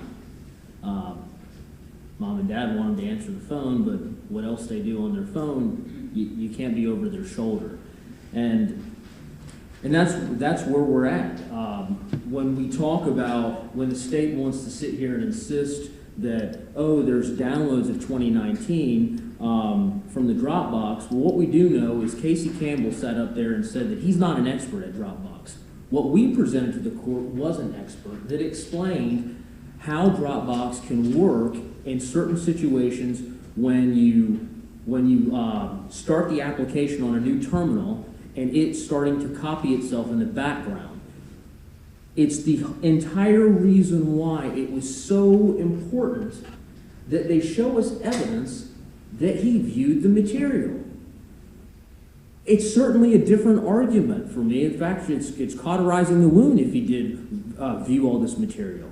It's 2023 and they want to suggest that they don't have the tools to get it. And I know us taxpayers spend a lot of money for the sheriff's office to have all of these tools. So the one tool that we need to show whether or not he viewed the material, they don't have it. But what we do know is that he didn't actively search out for this material, as Mr. Campbell says, but they keep using the word access as if it's the same thing as viewed, and it's not. And Mr. Campbell admitted to what my example was in the cross-examination. Now, I don't know if the state was trying to kind of parse words a little bit, but Mr. Shaw and I have come to learn and spend a lot of time with Mr. Wilson over the last 3 years. He's 21 years old today. When we first met him, he was 18 years old. When he admitted to the police as to why they were there, he talked about what happened when he was back in 2015. The evidence shows that there was a batch upload from 2015. Mr. Green was reading from his notes and told you that it was a batch upload. The fact that he has matured is evident and it's true. But I think the maturation that they're talking about, where he is today. Now, he has matured greatly since 18, and from 18 matured greatly from 15, as we heard the different witnesses talk about his progression in life. And frankly, he's beyond his years if he wants to buy a house, because I didn't think about buying a house until I was like 30. And so the notion that he's actually looking to strive to be a member of the society is important. He wants to be a member of the society. It's so easy for him to have given up at 18 and said, woe is me, and be the victim, because 2023 is the year of the victim. And he chose, I'm not the victim, I'm going to continue to progress forward, I'm going to walk on stage, get my high school diploma, and I want to be an engineer. That means something. He's not, this isn't round peg, round hole. He is a person. He has done everything that he can to prove to you that he's worth getting a shot, and we've put the evidence forward to show you that. When the state says that this is not a victimless crime, we do all agree that. And Mr. Wilson has learned that over the years. Heck, I'm not sure that he even knew anything past a few instances of like a DUI or, you know, hurting somebody, rape, murder, or things like that you learn as a kid, much less possession of child pornography, dissemination of it, how any of that works, and how it could affect your life. The state had mentioned that GPS is required. That is not correct. Under 948.30, additional terms and conditions of probation and community control for certain sex offenders, subsection 2, subsection E, it says electronic monitoring when deemed necessary by the community control and or probation officer and his or her supervisor, and ordered by the court at the recommendation of the Department of Corrections. What's troubling, Judge, is I've had personal conversations with the department, and they have explicitly stated, well, we deem everyone is appropriate for electronic monitoring. I surmise that's why the state thinks that that it's mandatory, but for this particular offense, it is not mandatory. The legislature wrote this way so the court can be put in a position to order it if the court deems it necessary. Probation, in that same conversation I had, has told me, well, if the judge doesn't order it, then we're gonna abide by what the judge says. As it relates to downward departures, you know, again, we believe that YO fits best for this circumstance. We believe that 6 years of supervision is a long time. We don't believe that prison is appropriate. I don't see how that puts Mr. Wilson I don't see how that puts society in a better position. As it relates to an isolated incident, Judge, the case law, and I can we talk about isolated incident. We're talking about his prior record here. I mean, there's case law out there, State v. Randall, 746 Southern 2nd 550, that talks about this court found that 4 cocaine sales to the same undercover officer within a few days constituted an isolated incident. We believe that in this particular case it was isolated for the same purpose that Mr. Wilson sat there and told you. He doesn't have a criminal history, and he uploaded those files being a stupid kid, and then when he went to go do his Beowulf project, his life came crashing down. It was very much unsophisticated. Mr. Green told you that this isn't a sophisticated manner. In fact, the way that the material is categorized, it was pre-categorized and downloads sequentially in a manner in which there's not enough time for individual downloads. I asked Casey Campbell, can you tell me if of the 37,000 images, did he download each of them? Heck, did he view any of them? They just can't tell us. But what they can tell us is that he knowingly did not seek out and intentionally watch any of this material. For the foregoing reasons, we believe that the downward departure is appropriate, and we believe that we've shown that, and that the court will, and we ask that the court enter a just and fair sentence.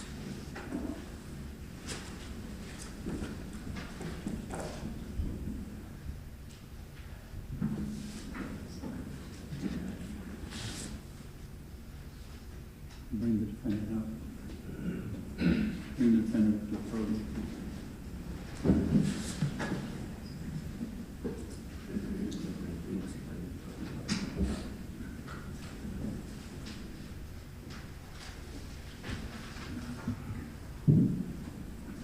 So, first thing the court has to do is has to make some findings with regards to the downward departure. And both sides have correctly stated the law that one of the criteria for downward departure has to qualify, and then the court has to make a second determination that it's appropriate. That's a discretionary issue. The court finds, as the state has agreed, that youthful offender status downward departure criteria has been met. The court does not, however, find that the other two downward departures. One is that the youth was too young to appreciate, which is 921.0262K. That the defendant is too young to appreciate. The court finds that that was not proved. The issue with regards to 2J, the unsophisticated manner and the isolated incident and the remorseful, that's a closer call. The court does not find that that qualifies for a downward departure.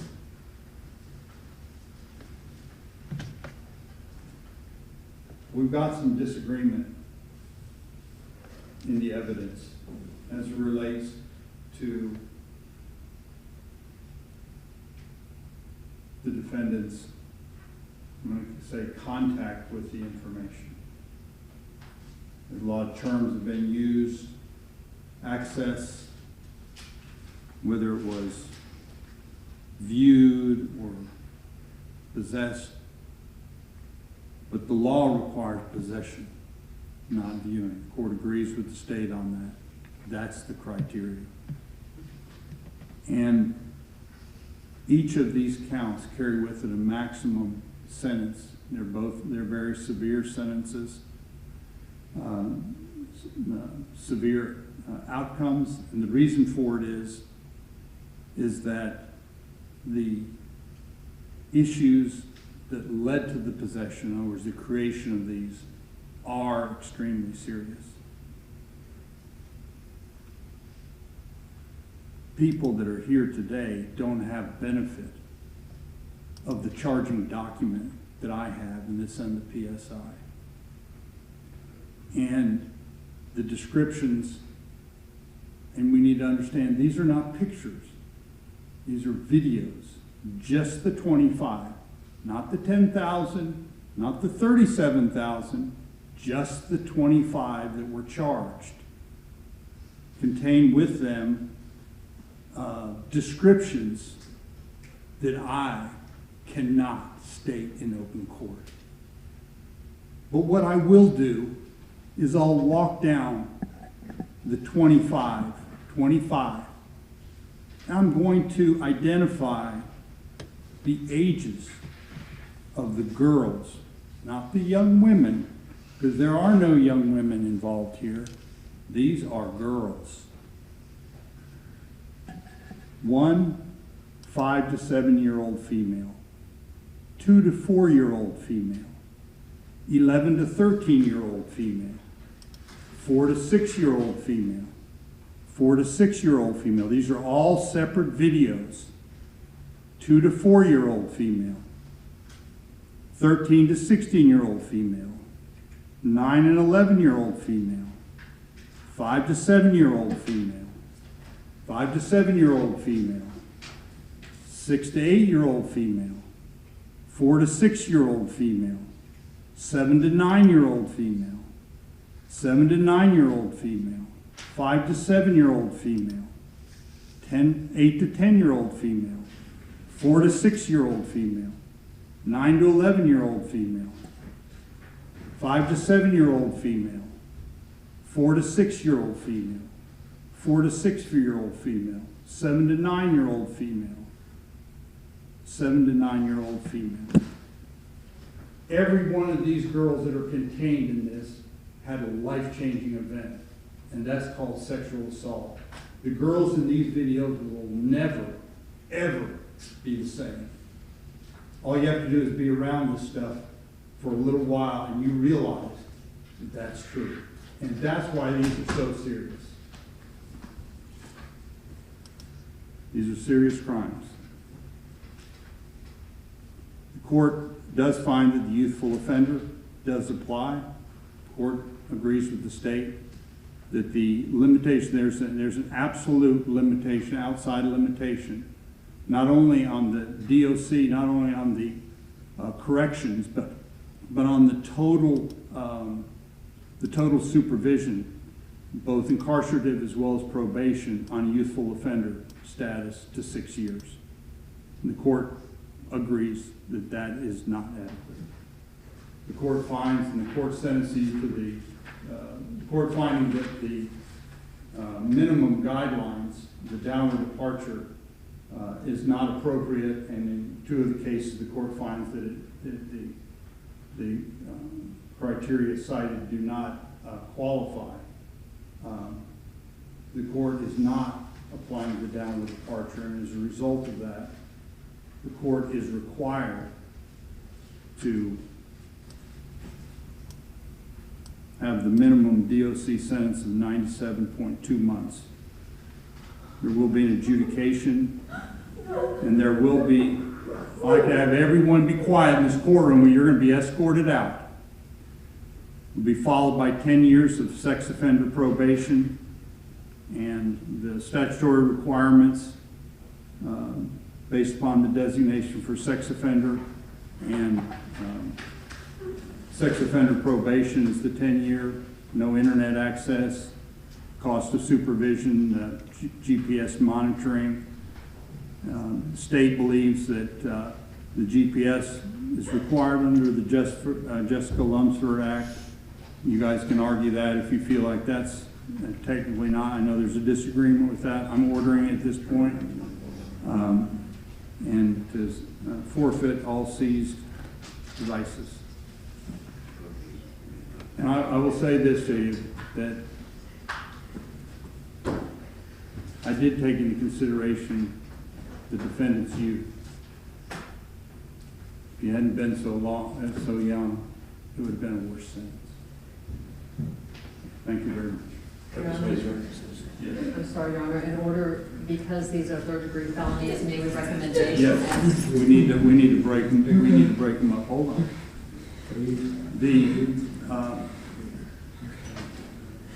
Thank you for going through that.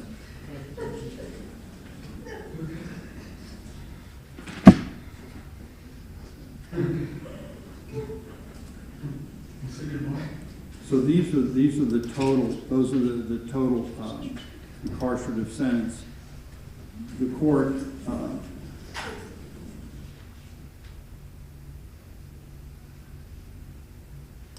We put 60 months, Your Honor, on the I'm first sorry. count. Say that again. Your Honor, if we put 60 months on the first count, that would be the 5 years. The second count, the 37.2 that are remaining, consecutive to count 1. So count 2 would be consecutive to 1. If that's acceptable to the court. And then if we go to count 3, it'd be 60 months or 5 years of sex offender probation consecutive to counts 1 and 2. And then count 4 would be another 60 months of sex offender probation consecutive to counts 1, 2, and 3. And then counts 5 through 25 would be 60 months of sex offender probation concurrent with each other and concurrent to count 4, if that's acceptable.